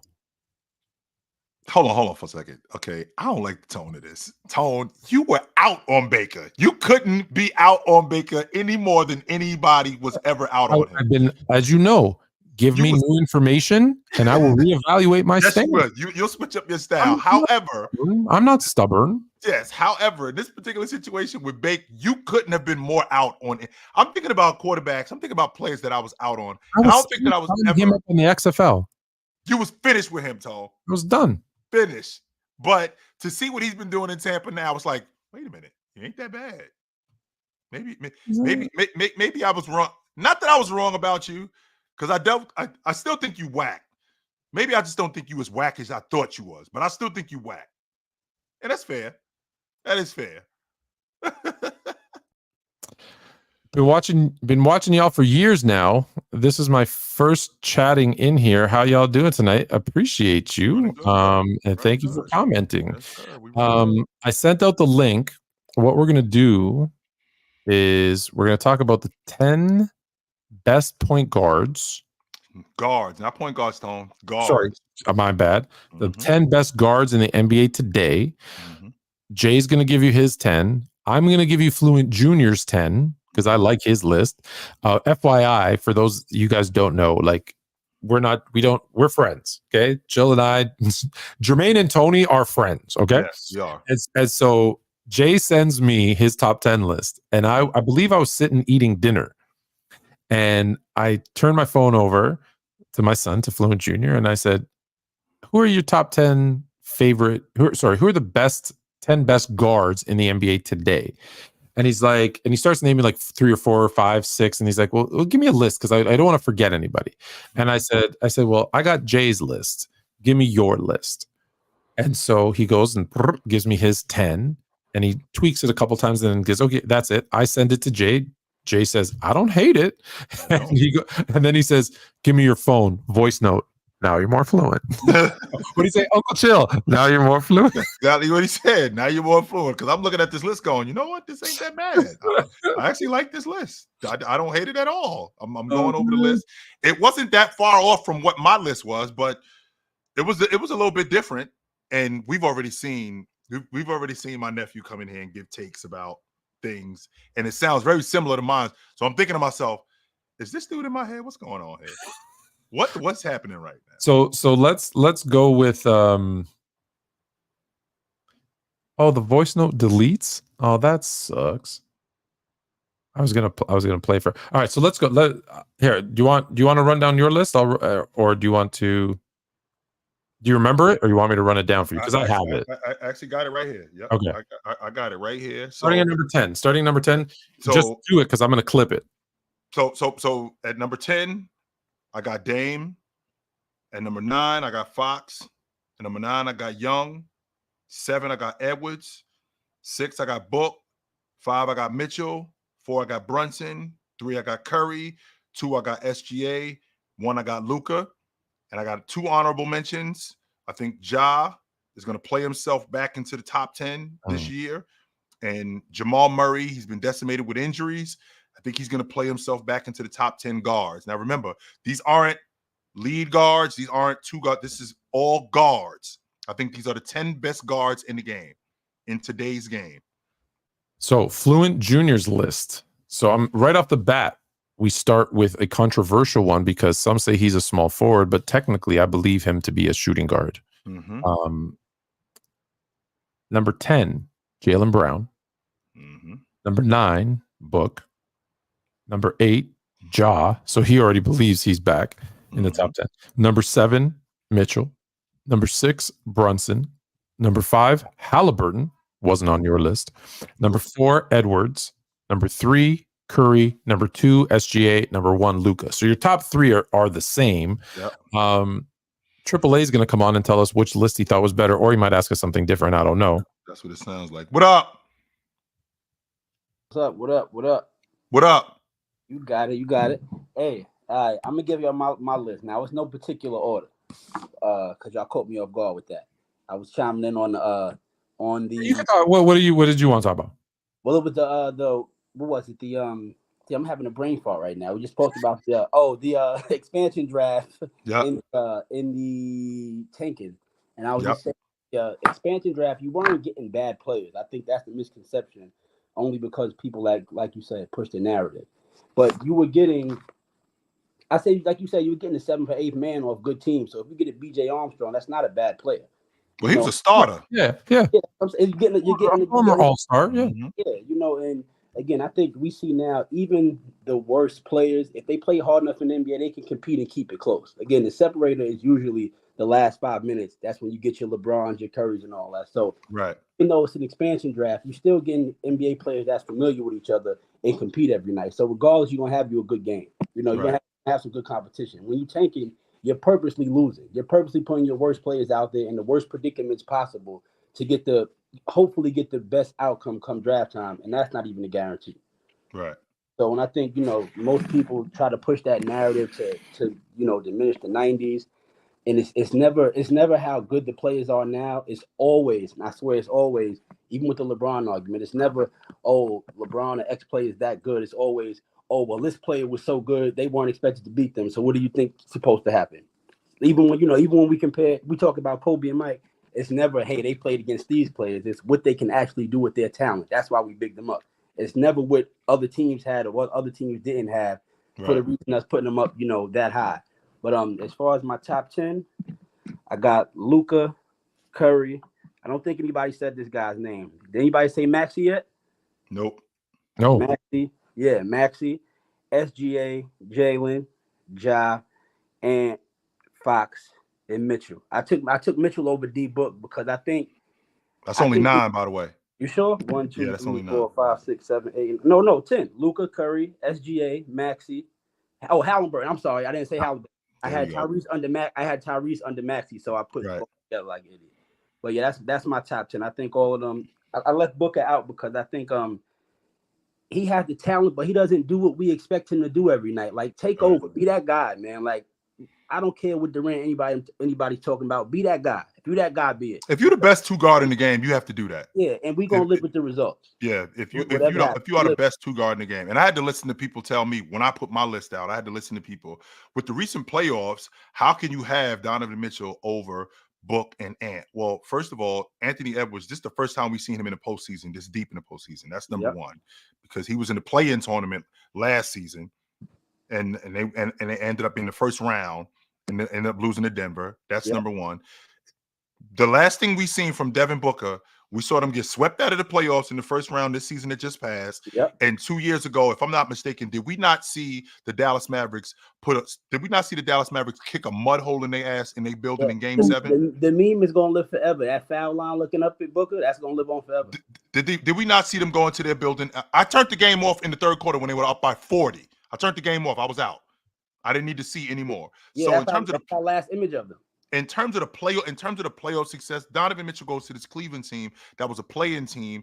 The next year, they're in the playoffs. They're a top 5 seed. They go from being a top 5 seed to last year. They were 2 games out of the 2 spot, and they were decimated by injury. And they end up winning the first round playoff series, and he gets hurt. So this season coming in, I mean, we're talking about one of the better shot creators in the game. I think he's got one of the best stop and pop games in the game, especially at the long ball line. With that being said, I think he defends at a high level. He's one of the better off-ball defenders in the game. I think he's the best 2 guard in the game. That's me. With him being healthy, with Cleveland, avoiding the injury bug this year, to be honest with you, and I know this might be a hot take for some people, Tone, I wouldn't be surprised if they was in the East Finals. If Mobley makes that leap. But look, Mobley has to make that leap we all think he can make. And you guys know how I feel about Cleveland. Did you say Cleveland? You guys know how I feel about Evan Mobley. I'm gonna say it one more time, Tone.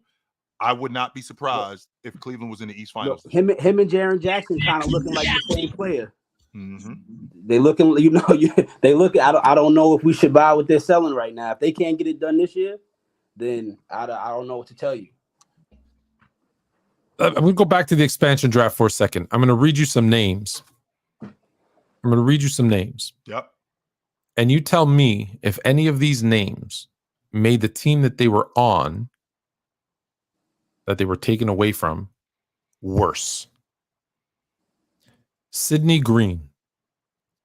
Rick Mahorn, we already talked about. Reggie Theus. Tyrone Corbin. Terry Catledge. Steve Johnson, Sam Vincent, Brad Lois, Otis Smith, David Rivers, Scott Skiles, Mark Davis, Jerry Reynolds, Scott Roth, Mark Akers, Shelton Jones, Morlin Wiley, Eric White, Jim Farmer, Morris Martin, Keith Lee. Keith Lee, by the way, drafted by the Bulls ahead of Karl Malone. Duh. Gunther Bennick, Frank Johnson. Because that was the 89 expansion draft. How much worse did they make their team by not having, and remember, only one player per team max. How bad did those guys get? Now, here's the 95 one. 95. It's he's an older player. BJ Armstrong, Greg Anthony. BJ Armstrong to Toronto, by the way. Yeah. Greg Anthony to the Vancouver Grizzlies. And remember, a lot of these guys didn't even play. A lot of them just got released and then moved over. BJ didn't even go up to Toronto. Yeah. Tony Massenberg, Rodney Dent, Andreas Gubert, Antonio Harvey, Keith Jennings, Reggie Slater, D'Antonio Wingfield, Trevor Ruffin, Doug Smith, Derek Phelps, Jerome Kersey, also didn't end up playing for Toronto, Larry Stewart, the starting center of the Toronto Raptors in their opening season from Croatia, Jean Tabak. The Houston Rockets really missed Jean Tabak.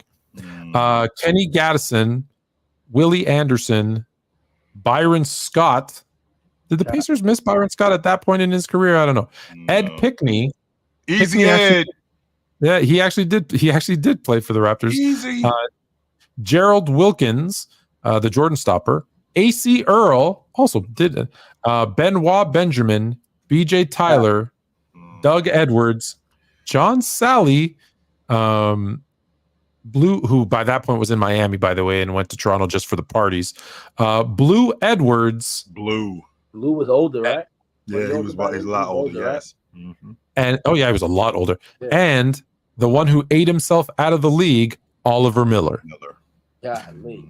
Did any of those players make their team substantially worse that they couldn't compete with the Bulls and the Jazz and the Sonics and the Trailblazers and all the teams that were draft logic? You don't even miss them. You don't even don't miss those. I'm sorry.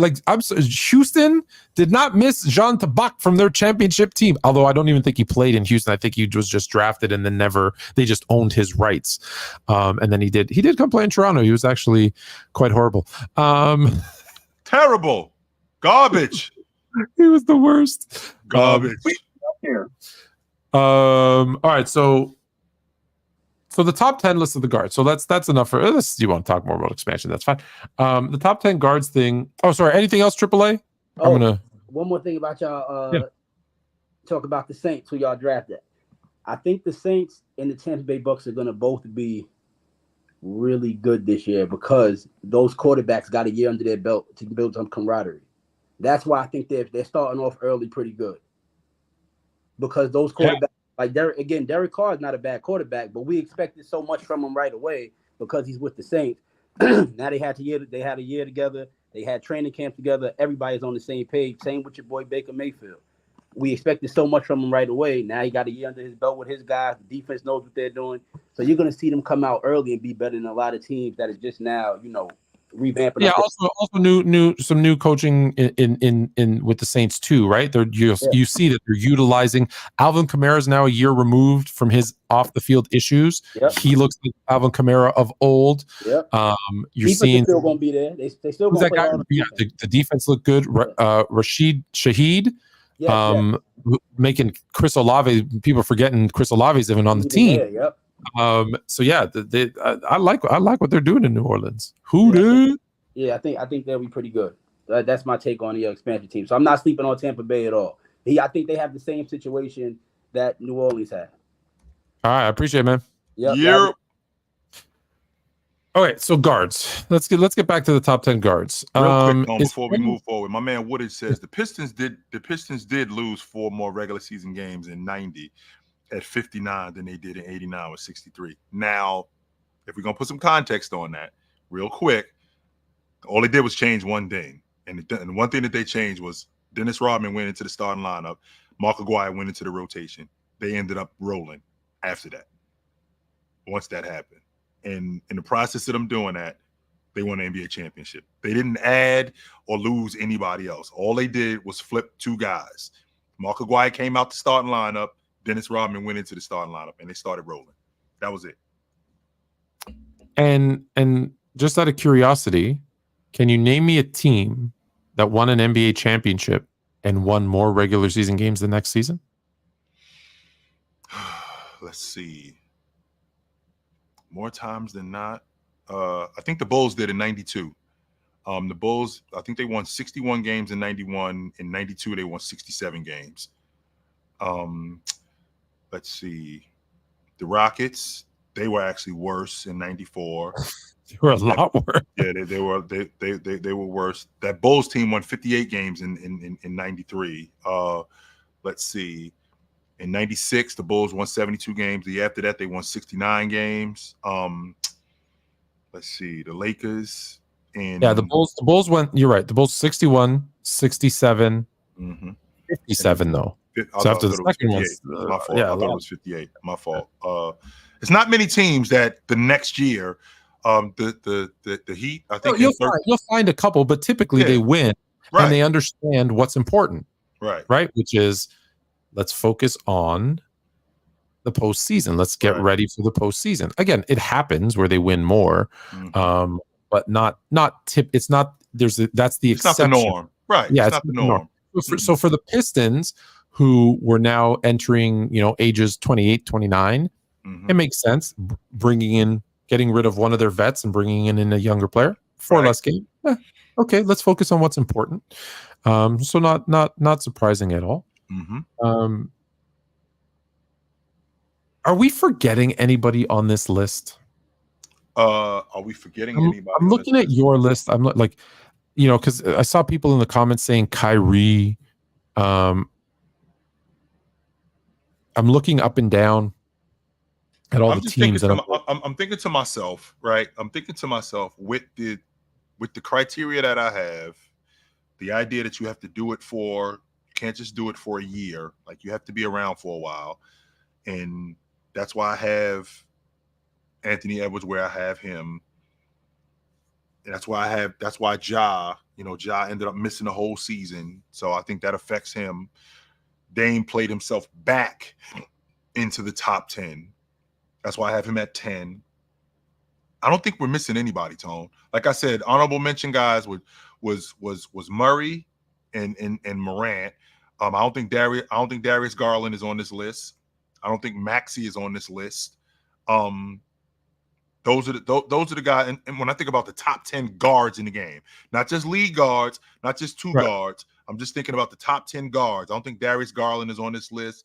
I think Jamal Murray is going to play himself back into this list. I think Ja Morant's going to play himself back onto the list. Jaylen Brown, even though I'd love for Jaylen Brown to play the 2 guard, not just be listed as the 2 guard, play the 2 guard. I think DeMar DeRozan is long in the tooth. I don't think that he's in that area anymore. When I think about other guards, Klay Thompson, I think he's over. I think Bradley Beal, I don't think he's a top 10 guard in the game anymore. I don't think Jalen Williams in Oklahoma City. I don't think he's there yet. I think he's getting. I think he's getting close to being one of the better guards. I don't think Desmond Bain. I don't think he's there. Buckets plays the 3, even though Buckets probably played half his career at the 2-guard spot. It's 2-guard, yeah, but Right. he's more of a 3 now, yeah. Right. I don't think Jalen Suggs is a great defender. He's on the all-league defensive team, but I don't think he's a top 10 guard in the game. Just to run down a few guys. James Harden. I think James Harden's best days are behind him. Russell Westbrook gone. Russ is another guy who I think that his best days. I still think Russ is going to be productive. I think he's going to be really good in Denver. I just feel like his best days in terms of an athlete, in terms of being an elite player, I think those days are behind him. Cade Cunningham not there yet. I don't think Cade Cunningham or Jaden Ivey. I don't think those two guys are there yet. Colin Sexton. I don't think Colin Sexton is there. Nope. And did you have Trey? Did you have Trey Young? I did. I have Trey at 8. Trade 8. Okay. I have a difficult time with a guy that's how many double guys at the guard spot are there, Tone? When you think about just double guys, whether it's 20 and 10, whether it's 19, whether it's 50, how many double guys are there? I think Halliburton's a double guy. Trey Young is a double guy. I think that's it. I don't think there's any other double guys in the league today. When I think about and you said Kyrie, no? I'm good on Kyrie. I'm trying to figure out on my list of Dame, Fox, Young, Edwards, Book, Mitch, Brunson, Curry, SGA, and Luka. Who am I taking off the list for Kyrie Irving? Considering what he's done over the last 2 years. I'm looking, and you have 3 shooting guards, Mitchell, Book, and Edwards, and 7 point guards. Yep. That's I don't hate either. I don't hate either of the lists, not yours or Fluent Juniors. They're both solid lists. I just always want to make sure we're not forgetting anybody. I don't think that we are forgetting anybody. For those that were here last week, told you that referee Gucci, James Gucci Williams, we pushed back the date that we're going to have him on because we're both traveling. PC weekend for you, business for me. Yep. So October 1st will be the day. 2 weeks from today. 2 weeks from today. 2 weeks from today that James, I don't believe we're going to have a show next week if you're traveling. Is that correct? That's correct. I'm going from Halifax, Nova Scotia, Charlottetown, PEI, Prince Edward Island. I joked and said to Mrs. Fluent, I'm like, I probably can't do the show. There's not going to be any internet. She's like, where do you think you're going? You're not going to like 1972. You're going to like, she's like, Halifax is a big city. I like how matter of fact she is with you, Tone. Like, what are you talking about? I just I've never been, right. I've been to like 75 different countries. I've never been to the East Coast of Canada. I've been to 48 states. You know this. I've only not been to Rhode Island and Iowa. Those are only 2 places in the US I haven't been to. Right. And like I said, I've been to like 70 different countries. So when I picture the Maritimes, the East Coast of Canada, right. I picture it's like these green hills and like a lighthouse and nothing. And she's like, Halifax is a big city. I'm like, no, I'm thinking big rolling green hills, a big white lighthouse, and I'll be looking out for whales, and I'll see the Titanic hit an iceberg and sink. That's There's some civilization there, Tone. This is not a bunch of what do you call those people in Pennsylvania? Pennsylvania Dutch or the Mormons? Not the Mormons, the Mennonites. What the hell are they? The ladies that wear the ladies that wear the dresses all the way to the floor. They look like pilgrims. Isn't it? Are they Mormons? No, not Mormons. Mennonites. I forgot. The Amish. That's what I'm thinking about. No, Tone. That's not. It's like people walking on green grass. Cool. No, that's not a little horse and buggy going down. No, there's actually civilization there. There's tall buildings. There's street lights. That stuff is going on. It's grocery stores. They're not picking tomatoes from the pasture. No, it's not a huge Really? buggy. I was getting ready. I'm like, I'm going to figure out how to do like a carrier pigeon to send you a message. Oh, that's not what's going on, Tony. There's some civilization in Halifax. Yes, it is. Oh, my bad. My bad. Lot going on there. Yes, sir. Either way, I'm not doing it from the hotel. You're not doing it from PC Weekend. So, Nope. So it'll be this week. Well, there'll be a best of, best of. Yep. Sorry, I'm just reading big rolling hills. I might see a blue fast hedgehog. Yes, that's exactly. And to know Tony, he'll get a picture of that too. So we'll do a best of next week, and then the week after, James Gucci Williams. I need to get that button for it to say like another one, but like Gucci. I'm looking forward actually, I really like that one. Lil Wayne, who, by the way, no disrespect to Kendrick Lamar, but the Super Bowl is in Lil Wayne's backyard. He should be not doing it right. He better at least make an appearance. I like when Lil Wayne says, "Who they got? Who made the top 10? Drake's not on the list. Who made it? Gucci Mane. Shout out to Gucci Mane. I love that clip. Okay, Big Fan Breezy is going to take us home because he just popped on and he has something important to say. What up? Love the show. Shout out to both of you guys. Y'all already know I'm a fan. I was kind of confused at the title though, because I feel like the expansion era is a good thing. Teams, the NBA getting more teams. Is that what y'all meant by that? Is that what the title meant? No, what we talked about when we talked about the expansion era was how it affected the NBA and how it affected winning more than anything, and how it affected teams. Yeah, I think a lot of people said the expansion era created a watered down league that was easier for a certain player to win, and we broke it all down and proved, I think, that's not true. That's not true. No, that's not true at all. No, I missed that part. I just got here. I'm gonna actually watch that in the playback, but I seen something saying that something about Seattle and OKC. Seattle want their history back. I'm for that. When Miami Heat came to the league, I was for that. When Toronto came to the league, I was for that. Anytime there was an expansion situation, I'm 100% for it. The next thing I heard, I think LeBron's supposed to get the team in Vegas, or Seattle is next. Either one of the two. That's what we were talking about. We were talking about expansion. When we were talking about expansion, I said that before they even talk about Vegas or any of these other cities, Seattle need to have a team back in Seattle more than any place in the league. No, absolutely. So absolutely. Good. We wrapping it up. Big Fan Breezy. It's good to talk to you, brother. We'll see you soon. No, absolutely. All right. Thank you guys. Later, fellas. Yes, sir. Yes, sir. I'm going to end it with this question for you. Because we know Seattle. We know Vegas. I think it's pretty much a done deal that those two cities are getting. If there was a third team, because every time I say if you could only pick one and not those, you always pick Seattle. So let's say there was a third team coming in. What city? You're given the keys to the NBA. You have to pick the city. What city gets a team?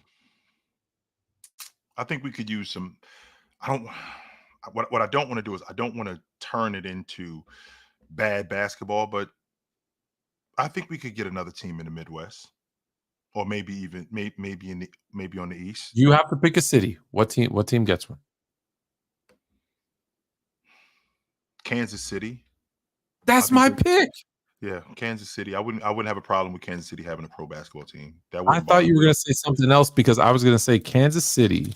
When I was spending a lot of time in Kansas City going to Chiefs games, I'm like, this is a sports town. They love their Chiefs. They love their Royals. Heck, I went and caught a Springfield Cardinals game in Springfield, Missouri. And a lot of people don't realize Kansas City is in Missouri. It's not in Kansas. No, it's not. Although they do border, whatever. But that Kansas, Missouri kind of area is such a sports part of the world. I wouldn't say town, such a sports part of the world. Like that 100%, I think, would be phenomenal. That's it for our show tonight. Again, catch us in 2 weeks with James Gucci, current NBA ref. We're gonna rake him over the coals and tell him why they're making such bad calls. If he sees this, he might not show up. No, I'm just kidding. We're gonna be really easy on you. But until then, hey man, put on a suit, drink water, don't drink and drive. Hey man, call your mother. When last time you talked to your mother? Call your mother. We will see you guys soon. But until then, take it light, but take it. Absolutely, man. This was good stuff. I enjoyed that. I think I gotta call my mom actually. Call your mother, Tone. Yeah, I owe her a call. It was her birthday a couple of days ago. Happy birthday, Mama Fluent. Happy birthday, Mama Fluent. I talked to her on her birthday though. I did.